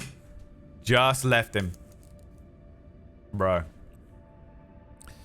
Left him with low oxygen as well so that it felt like morphine. Whatever she said. Cool. The ship of many limbs. My god. Find a new laser crystal. The first mission. Oh, is that a side quest? Now, you know me in side quests. I would never normally do it, but is it possible to not find? I've got to find it, haven't I? Ah, but where could it be? This is going to take me forever. I'm too stupid for this. I mean, I guess I'll just head this way, and if I find one on the journey, that would be great. Break a leg.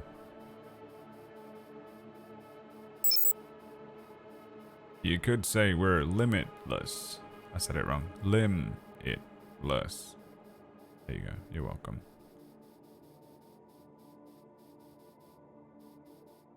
Alright, we're back here with the air filter.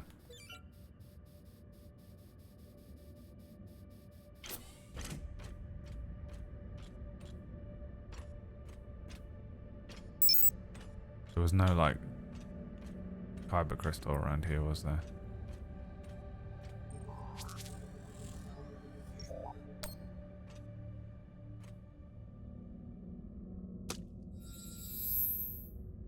Just walking around with You're in. limbs. Let's see what these UNN big shots kept to themselves. The limb collector. I mean, a drummer. Captain, I'm prepping Mr. Morozov for surgery. Thanks to your steady hand, the incision is well cauterized. Will he be all right? Minimal vacuum exposure and blood loss. He's a very lucky man. Thanks, Virgil. Glad you were here. Jesus, yeah.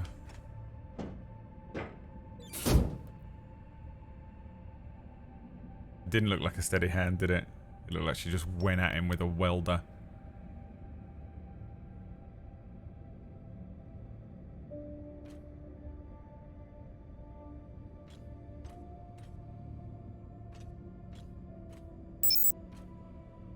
I can't fly. I have to walk on the wall. Oh. Am I dumb? Did I forget the button to fly?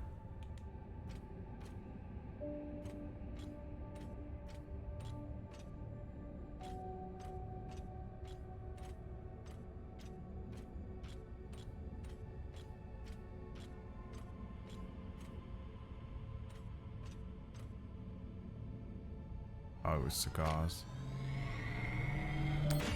Khan, I have something for you. It's a surprise. The biggest surprise would be 10 uninterrupted minutes without your voice in my ear telling me how to do my job. Can you give me that? I will end you. You know, one of these nights I'm going to sneak into your quarters and smother you to death with your pillow. Tell Arlen before you do. I bet that shithead would love to watch. You know what? Forget about the surprise. Already forgotten. When people do nice things for me, when people give me 5 gift subs, and I'm like, hey, I don't like gifts. I have trauma. Stop. I don't want it. I don't want the money. I need the money. I don't want the money. I really need the money. And instead of just being like, hey, thanks so much for the money, I attack you. Even with the skeleton crew, the UNN would have massively outnumbered the pirates. And still, the pirates cut right through them. Gunnery Officer Andrea Silva, Assistant Gunnery Officer Christopher Mack, James Murphy, Sarah Johnson Smith. These are the developers' names. 67 souls, 12 officers. Names. Okay.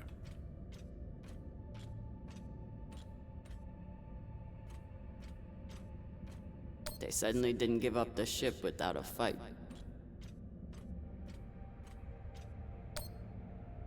They don't even get to finish their last words. Draper's Bane avenged the Urshana. Right, he was trying to write what it was. What's a UNN escort ship doing alone out here? There's nothing to escort. Or was there?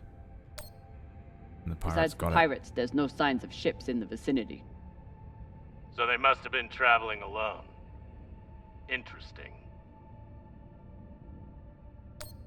What would bring a ship so far from Earth? Something valuable that the pirates couldn't find, but you will.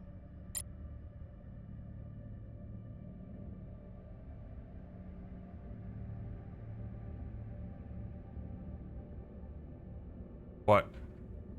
I'm just eating some peanut butter pretzels. I've had these since I had that barbecue. This is how many are left. Look how enormous this box is. Hey, I will end you. You piece of shit. Stop interrupting my gameplay. What did she say to her?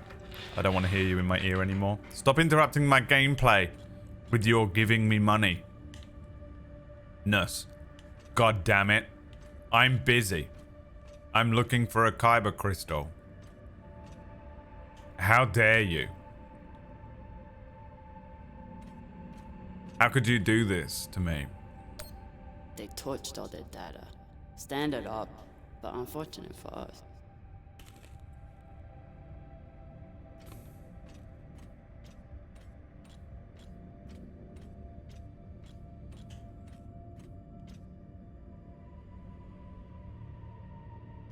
I bet the kyber crystal is like hidden up. And I've just walked past it, you know. Sneaky, sneaky devs. This is Christian Avasarala, Deputy Undersecretary for Peace Operations.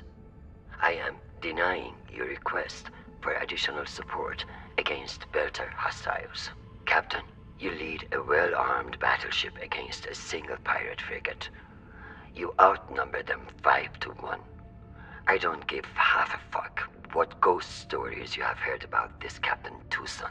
Do your fucking job, or you can hand me your bars directly when you return to Earth to do whatever disgraced soldiers do after they have been retired.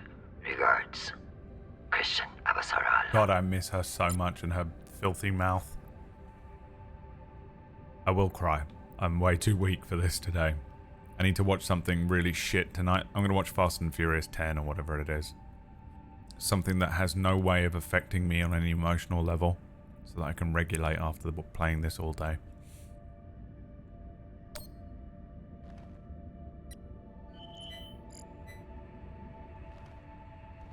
Found the captain. Well, most of him. Fucking savages.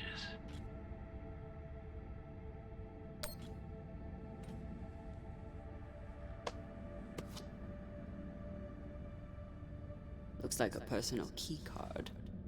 I should find wherever it opens. Found a key card on the captain. Not sure what it's for though. Check his room? Maybe he has a safe somewhere that pirate scanners wouldn't have picked up. This one didn't see any other way out. Oh, fuck. And then they cut his head off without moving his arms in any way.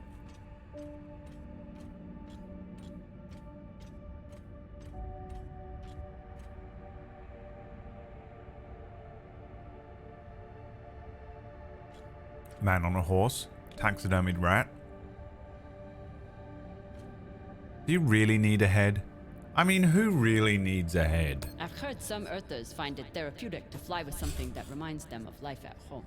Plants, soil, stuffed animal carcasses.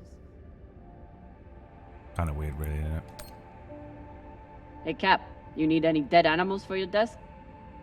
Why the fuck would I? Probably still has rabies.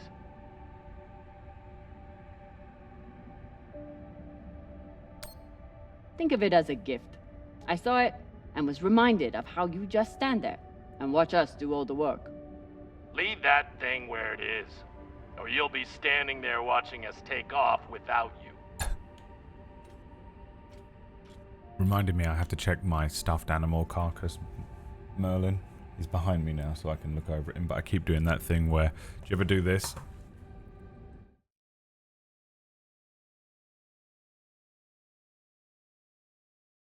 And just stare at them to just see that they're breathing. And then it looks like they're not, so you're like... And then you catch that they're breathing.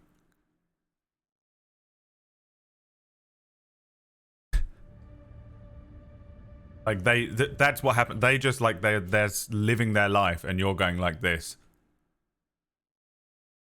and they wake up and see you, and you're like, oh, okay, cool, you're alive. Me, ever since his diagnosis, just constantly at the moment.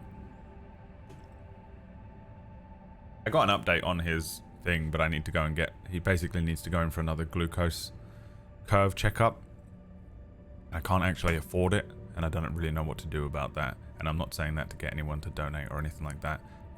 I'll maybe do something tomorrow as part of the mutathon, because I don't understand what you do. What do you do?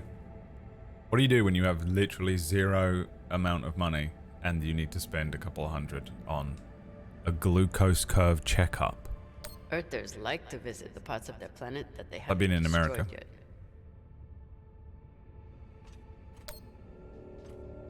I'm no art snob, but I don't think most paintings are done on iron.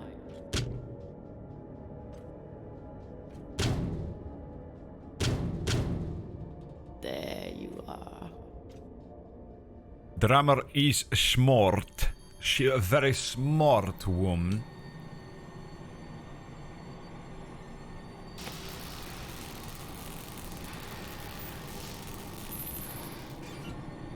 Here we go.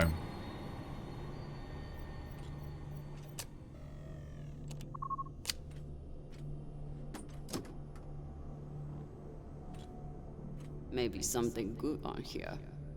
Or maybe a lot of dick pics. Guess we'll see. Cap, Either way, found something that I'm could be keeping something. it. Transmitting now. Fuck. That's a lot of data. A lot of data. All right. Load up the crew and head back. I'll see if there's any gold in this shit pile. Toodles DMs. Opening Toodles DMs reaction stream. There's either a lot of data or a lot of dick pics.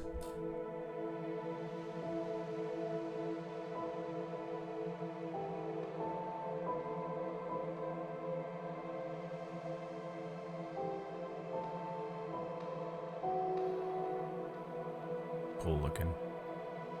Drummer? Yeah, boss man. Khan's picking up a short in the fusion coupling. She needs you to take a look. Now? Is that necessary? It is, if you want to put this wreck behind us. I'm on it. Okay. You're in on it because you're the one sending them. I'm afraid I don't have a macro lens. I'd love to send dick pics. But as of 2023 and the recording of this stream, science has yet to find a lens powerful enough to capture the thing, the very, very small thing between my legs. It's really one of the only things that I know I'm not going to get cancelled for, which is a small comfort, of course.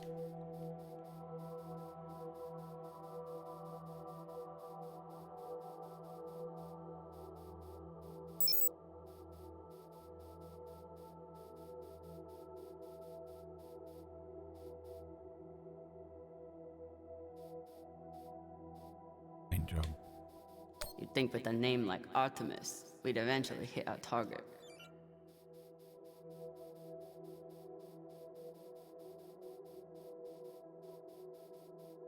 Is checking glucose levels at home an option?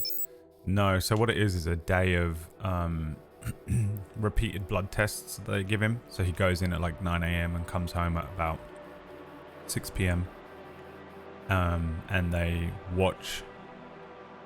just do lots of blood tests throughout the day and repeatedly check his blood for not just the actual blood glucose level, which technically you could do at home, which is what those finger prick tests are and stuff like that, and people have freestyle Libras, like Emma had one. They're also checking for other markers that are in there. I can't remember what they're called, but they check for all sorts of crap.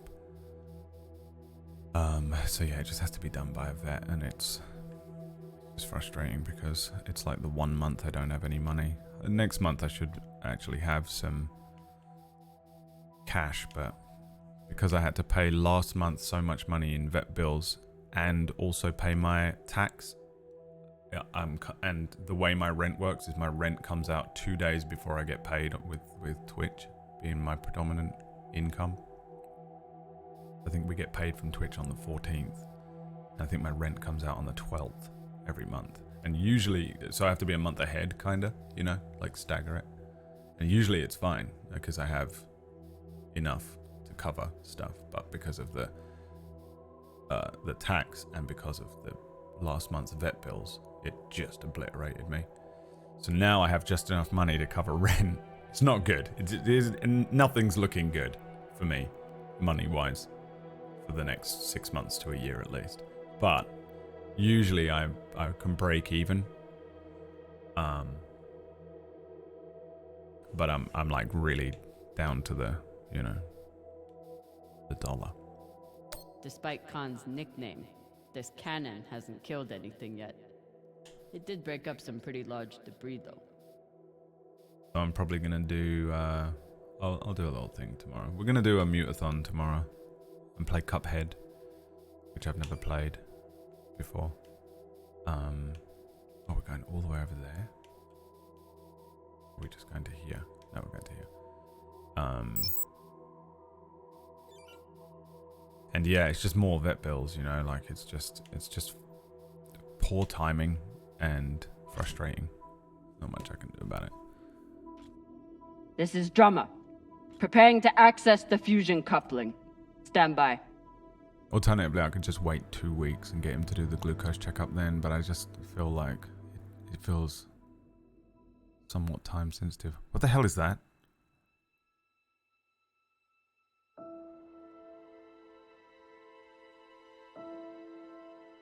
Maya. Maya. The volcano. Oh, it's a volcano. You have to see this. Maya? Is everything...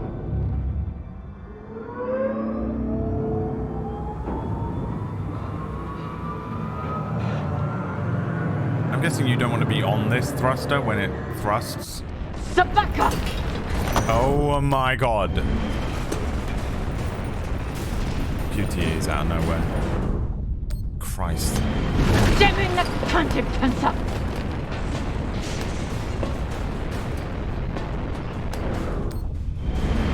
Yeah! I fucked up the fight. But when it comes to the real thing, your man's a goddamn hero.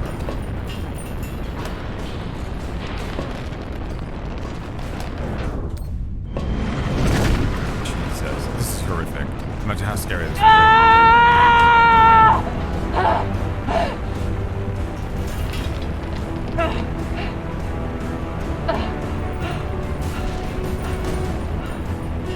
This is Drummer! Come in! What the fuck is going on? Someone respond! Cox. He sold her out? But why? What?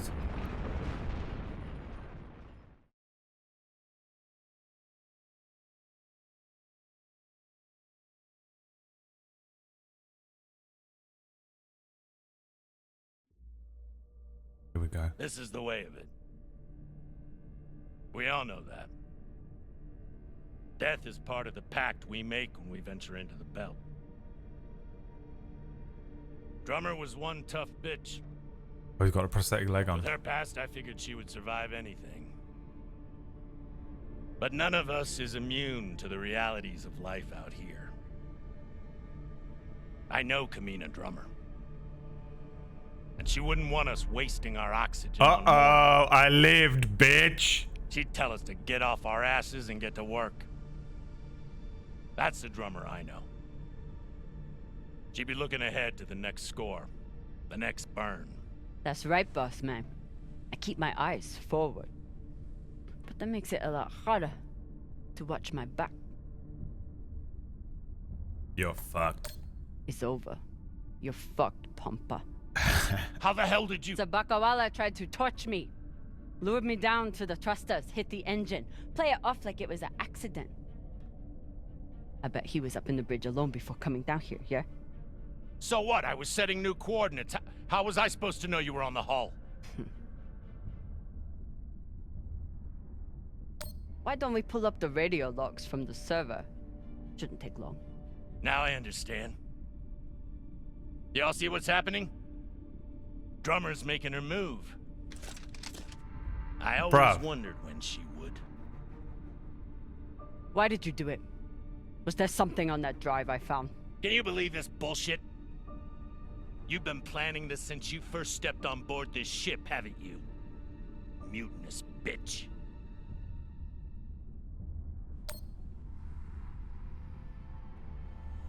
Ask yourselves, who do you believe? Me? Or the man who has made promise after promise with no payoff? Arlen, Rayan, take her down to the brig. She's gonna pay for this traitorous bullshit.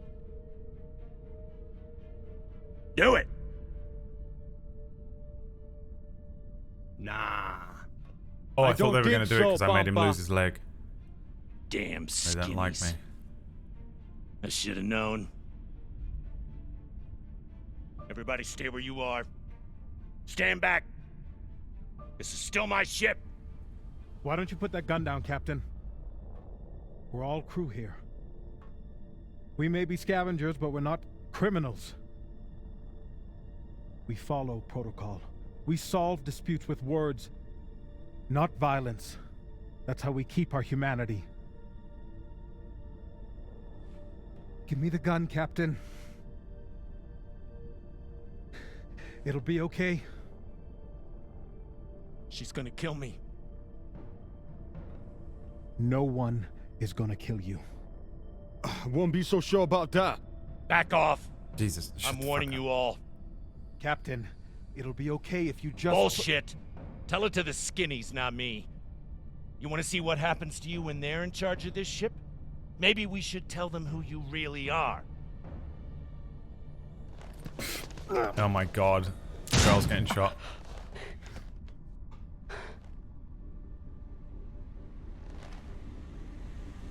Fuck! Oh, okay, they shot her, but only in the arm. I thought it was going, I thought that bullet was going straight through the eyeball of the girl that I love. Oh my god, I'm so sorry. Do your job. Be sorry later. Right now, do your job. What happened to do no harm, asshole? Are you okay? I'm good. Good. I'll man the bridge while you sort out this shit show. Just don't touch anything! I'll be right there! As soon as Dr. Dipshit here is finished. Fucking dude, she's so abrasive. She's what people think I am. I could have turned you over to Dawes 100 times, but I didn't, because we made a deal. Our deal is dead.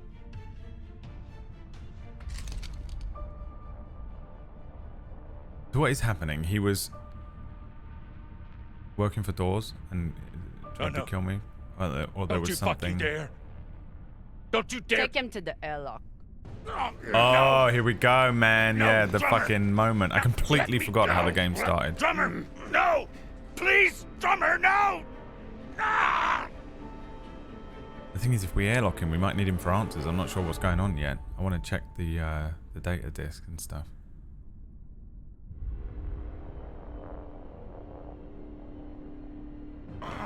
Surely we put him in the brig for now.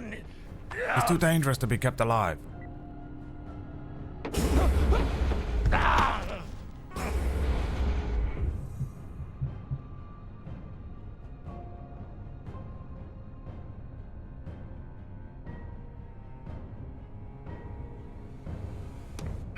Listen to me, damn it.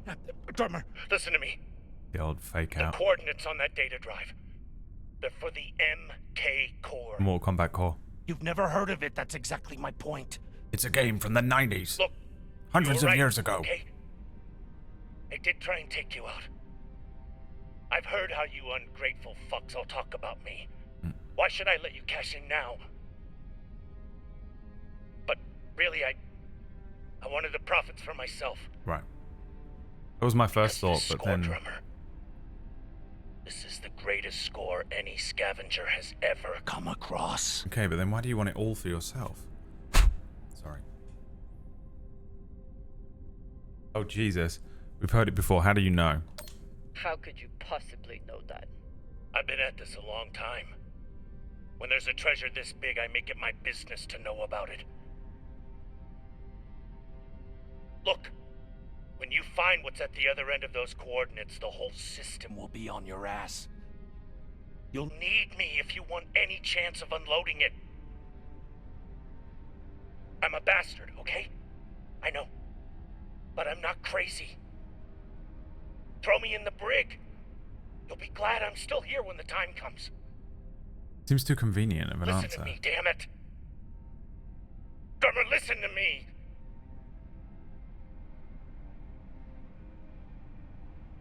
If I learned anything from The Wolf Among Us, it's don't let them live because they turn people against you. I control the information. I control the flow of information, you son of a bitch. Get out of here. You're done. I'm not falling for that again.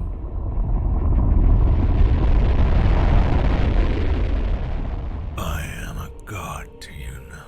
It's done. What now? Your life in the palm of my hand. That was cold. Yeah, but I played a Telltale game recently. We've been locked. The Wolf Among Cox Us. forgot to hide our And at drive the signature. end, we let him live, and then he he started turning everyone against me. Well, if you can't speak, you can't turn anyone against me. We'll figure out. We'll deal with it ourselves. What are your orders?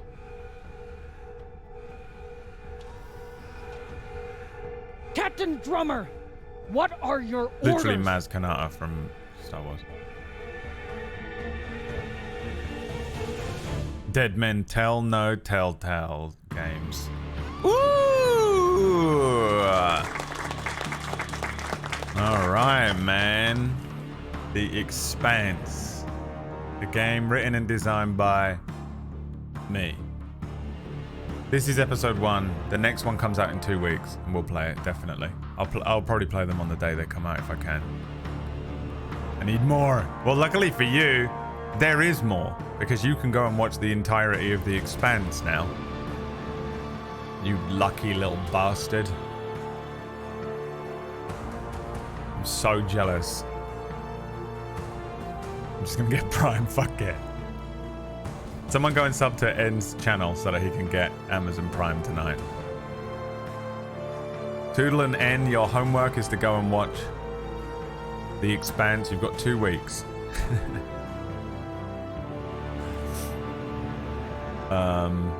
It's really good. I really enjoy the show. This was very fun.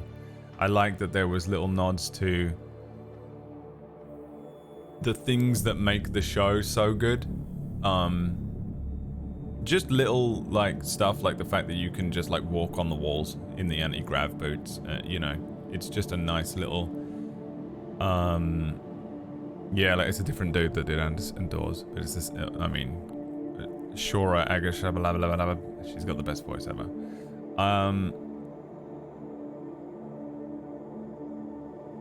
Having her have a little moment in there, the musical note, and basing it around Drummer is a good idea as well, I think. I don't want to spoil anything about the show, but I really, really love Drummer as a character, and I think it's a great way to present a game like this, is to have a little prequel. and have it be some, because Drummer has so much potential to have had a lot of these kinds of stories, little pirate scavenging stories. And this was very fun. This was good. This was good. Done already, yeah. So the whole thing isn't out yet. It comes out, I think there are 5 episodes, and they're dropping one every 2 weeks. So we'll grab the other one when it comes out. Really enjoyed it. Really enjoyed it. Intriguing as well. I don't 100% know what's going on with the story, and I don't know if anything I've done will affected anything in this couple of hours, and how it will potentially affect the story coming up. But I get the sense that there's something going on between this pirate Toussaint and Anderson Dawes, the captain we just spaced, and then, you know, how we fit into that. I'm not sure what's going on. There's clearly another element, like the data disk she mentioned, something like that. Yeah, this was fun. I enjoyed this. And I was sponsored to play it. Thank you, Telltale Games, for sponsoring the stream. I would have played it either way. No doubt about it. I love the Expanse. But it's nice to just get paid to do something that I actually want to do. You know? It was either this or Raid Shadow Legends, and it was a 50-50 shot. You know me. I just want to play Raid Shadow Legends again. Yeah, really good. And we'll do the rest at some other point. 2 weeks. Or as close to that. The Wolf Among Us 2. Yeah, I want to play that. That's right, they're doing the second one, right? Yeah. There was another Telltale game that I wanted to play, but I can't remember which one it was. And I want to go back and try the Walking Dead ones again, because I think I was too... I don't know. Too young and precious. Oh, here we go. Here's the choices. Drinking with Cox. 29% Drummer didn't drink with Cox. 71% drank the drink. You guys are weak. No one else played it hungover. Oh yeah, the Batman one. I want to try that one, yeah. Drummer tried to get Khan to like her. Drummer snapped at Khan. There's no way I can play this song. Right? There's no... It's not a version that they made for the thing. I can play this one though, I think. Showing up on the first page of Google might not be the best for everyone.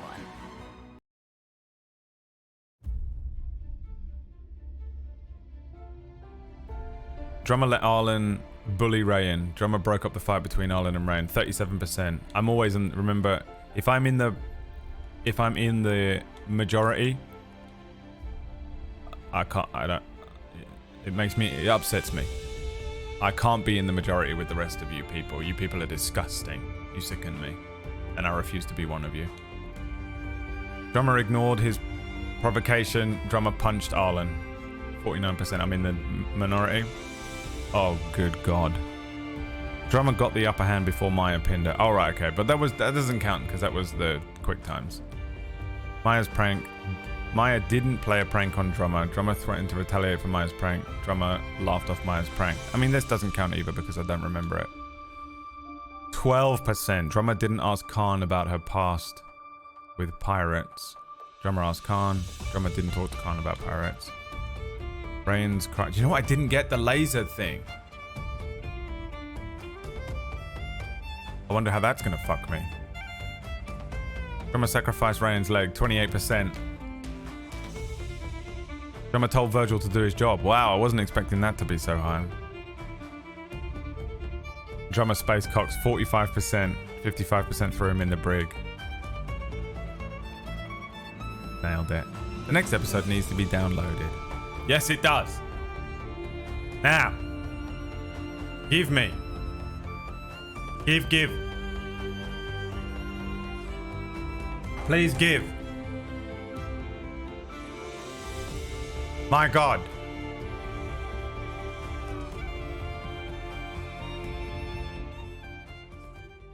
Yeah, the Belter accent. Where was it? Let's find that bit in this video.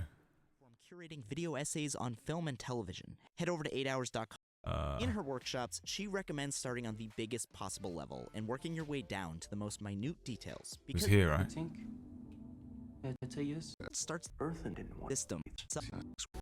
More unique details. The lack of shields, the bullets, the danger in every maneuver. Because he listed it, and I want that list again. There's no countdown to when the shields will run out. Audience. So the Expanse is touching.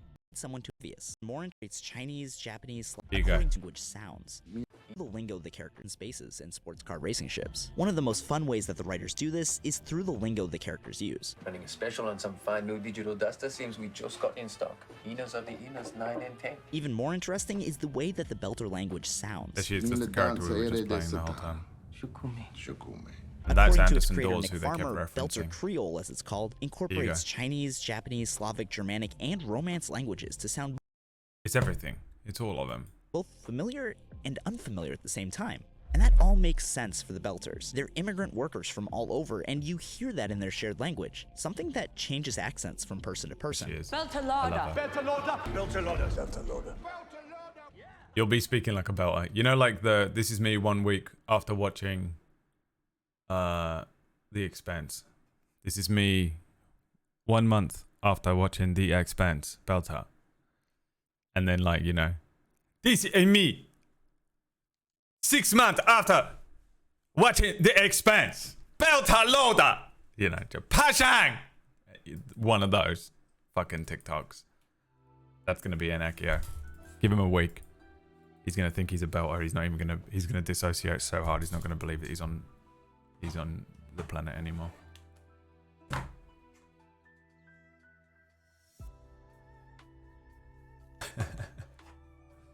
Yeah, I guess that's all I got planned for today. Since we died in RimWorld, I don't really want to start a new one and then do Cuphead tomorrow. So it's probably the end of the stream here. A little bit early. Casual Massacre, thank you for the 5 gift subs. I appreciate you. I don't know where they came from or why, but I appreciate it. Telltale sponsored the stream. Thank you for the cold hard cash and the wonderful game to experience. And it's so nice for me to go back into the Expanse and have some more like Expanse to watch and play. You know, when your like favorite thing ends and you're just like, oh, well, that's the end of it forever, and you have to just live in a world where you don't have any more of it. So it was so I remember when they announced it, I think we watched it on the stream, and I was like, oh yes, more Expanse, give me more Expanse. So that's kind of cool, man. I'm excited about that.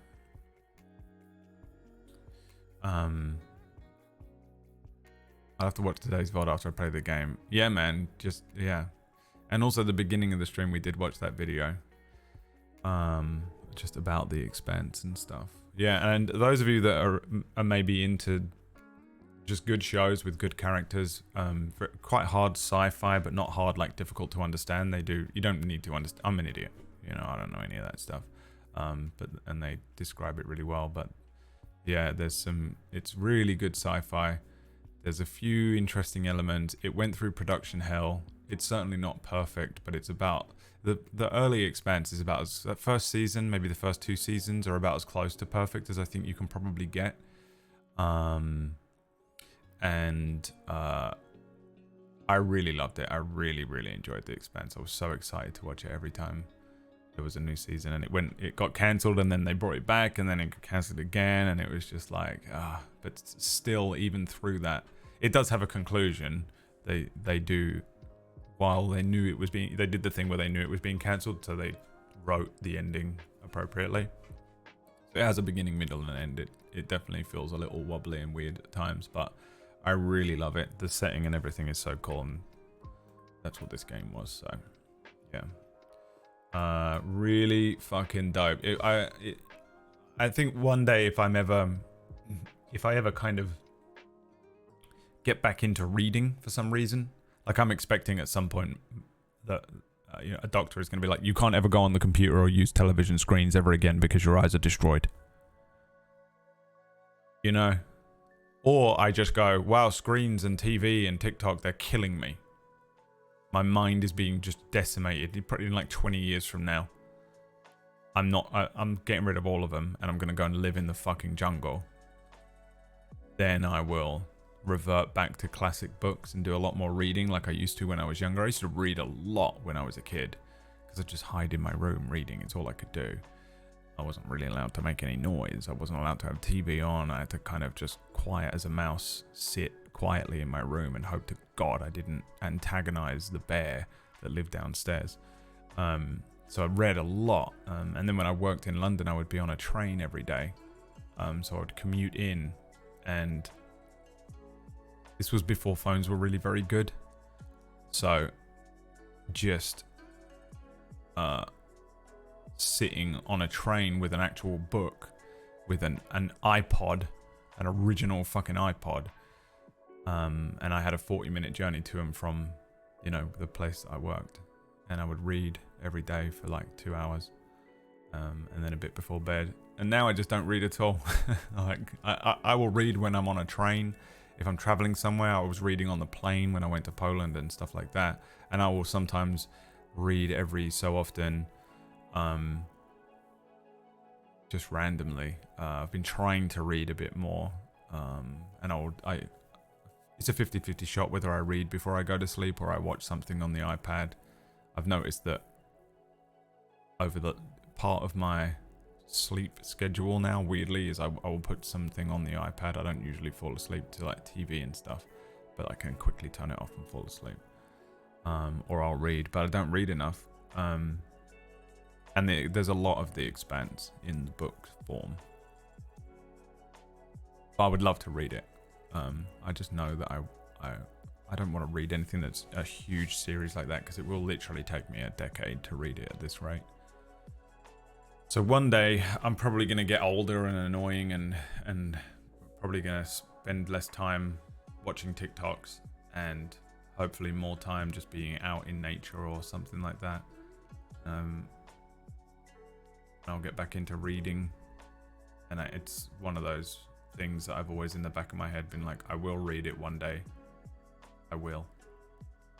I really enjoy The Expanse. And I know some of the stuff about the books and the way that they present the books sounds very interesting to me. The way that the books are written sound cool. They're from the perspectives of the different characters, and you get certain characters introduced in certain books in a different way than they are in the show. So I'm very curious about it. One of the best decisions they went with is not having ship shields. Yeah, it's really, really fucking cool. I really love the and it's not massively prevalent, like they don't have ship combat every single week, but they have enough of it. And it's good. It's like good. It reminds me of the old Battlestar Viper dogfights. That it was always exciting. Really, I love The Expanse. I'm a big fan of it. I have been since I watched the first season. Do you remember when the first season, those people who watched it on Sci-Fi or whatever, when the first season of The Expanse came out and there was just like 8 of us, and we were like, oh, this is the best sci-fi there's been in years, in maybe since Battlestar. This is the best. Hey, everyone should be watching this, and no one was watching it and no one cared.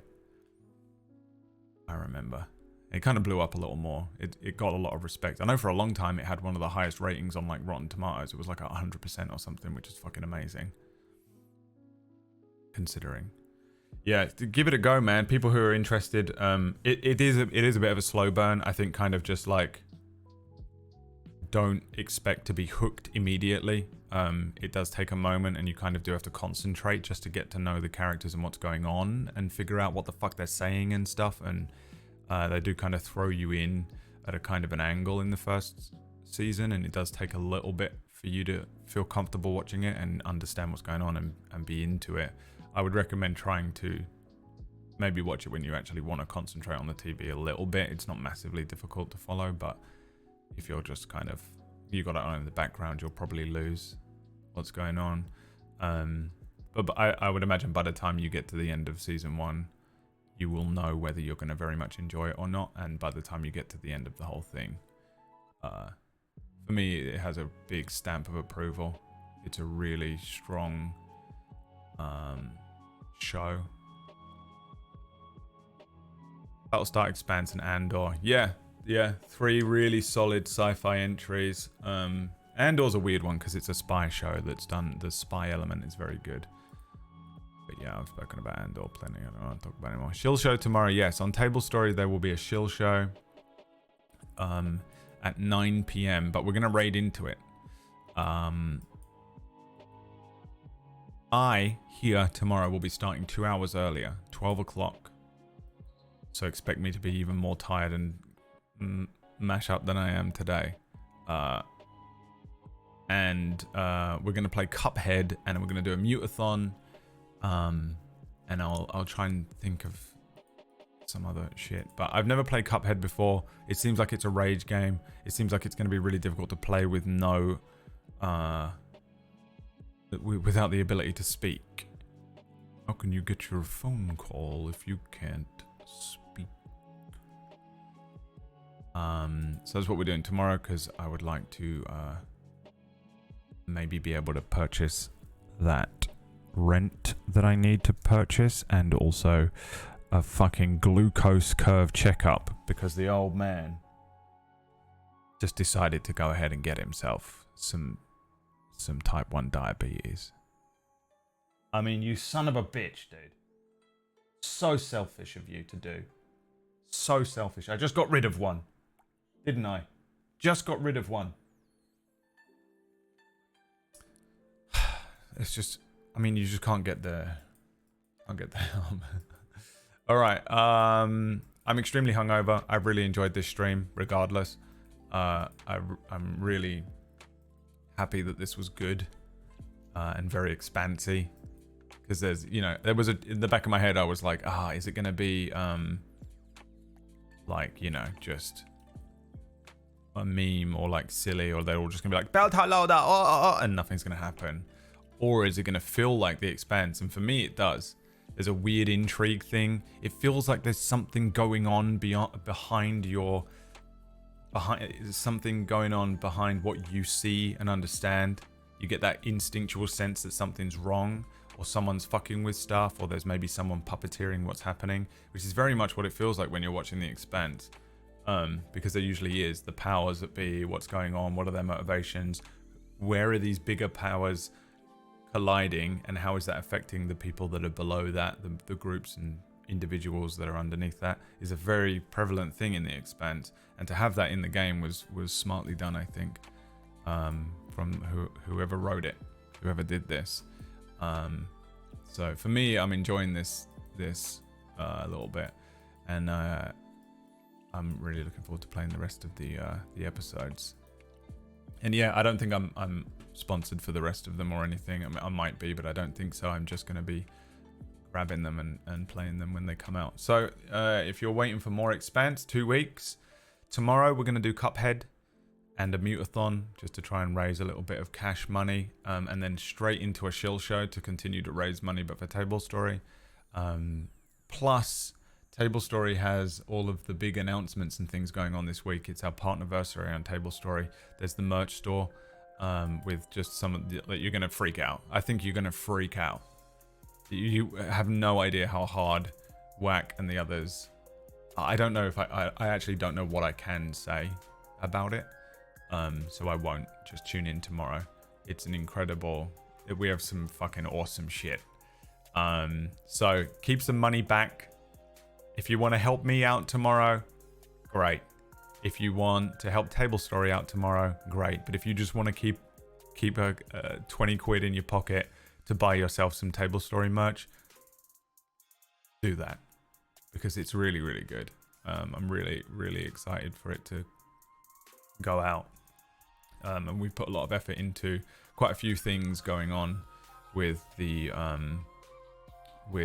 channel, and with like the website, and with the merch store and stuff. So there's loads of stuff been going on for Table Story. It's exciting, and also I'm exhausted, and everyone's worked really hard. And yeah, so we should be talking about that tomorrow as well during the Shill show, so make sure you tune in. What are we doing in the Shill show? I actually don't know what we're doing in the Shill show, so I have no idea. We'll find out tomorrow. Wax probably not even begun prepping it, because that's how much work we've been doing on other things, that Wack was probably like, oh yeah, we gotta do something. So yeah, even if you're not interested in the Shield show or anything like that, then you might want to check out Table Story when we begin that anyway, because there'll be a few announcements and we'll be able to discuss some of the things that are going on with Table Story during the Shield show. I think it's going to be our, you know, it's also just going to be us having a conversation and talking about it. I think all the boys are there for the Shield show, plus a couple of guests. And oh, actually, I think Tech's out of the country at the moment or something, so maybe he's not there. Tech's the new kid on the block. He's been working for us as well, with us. No one's working for anyone because we haven't yet made any money, but hopefully that will change this week. And yeah, everyone's done so much fucking good shit, and it's cool. It's exciting to be able to finally show you it. So yeah, that's the plan tomorrow, man. If you want to swing by my stream tomorrow, I'll be doing a mute-a-thon with Cuphead. We're starting 2 hours early at 12 UK, which is 7 AM Eastern, I think.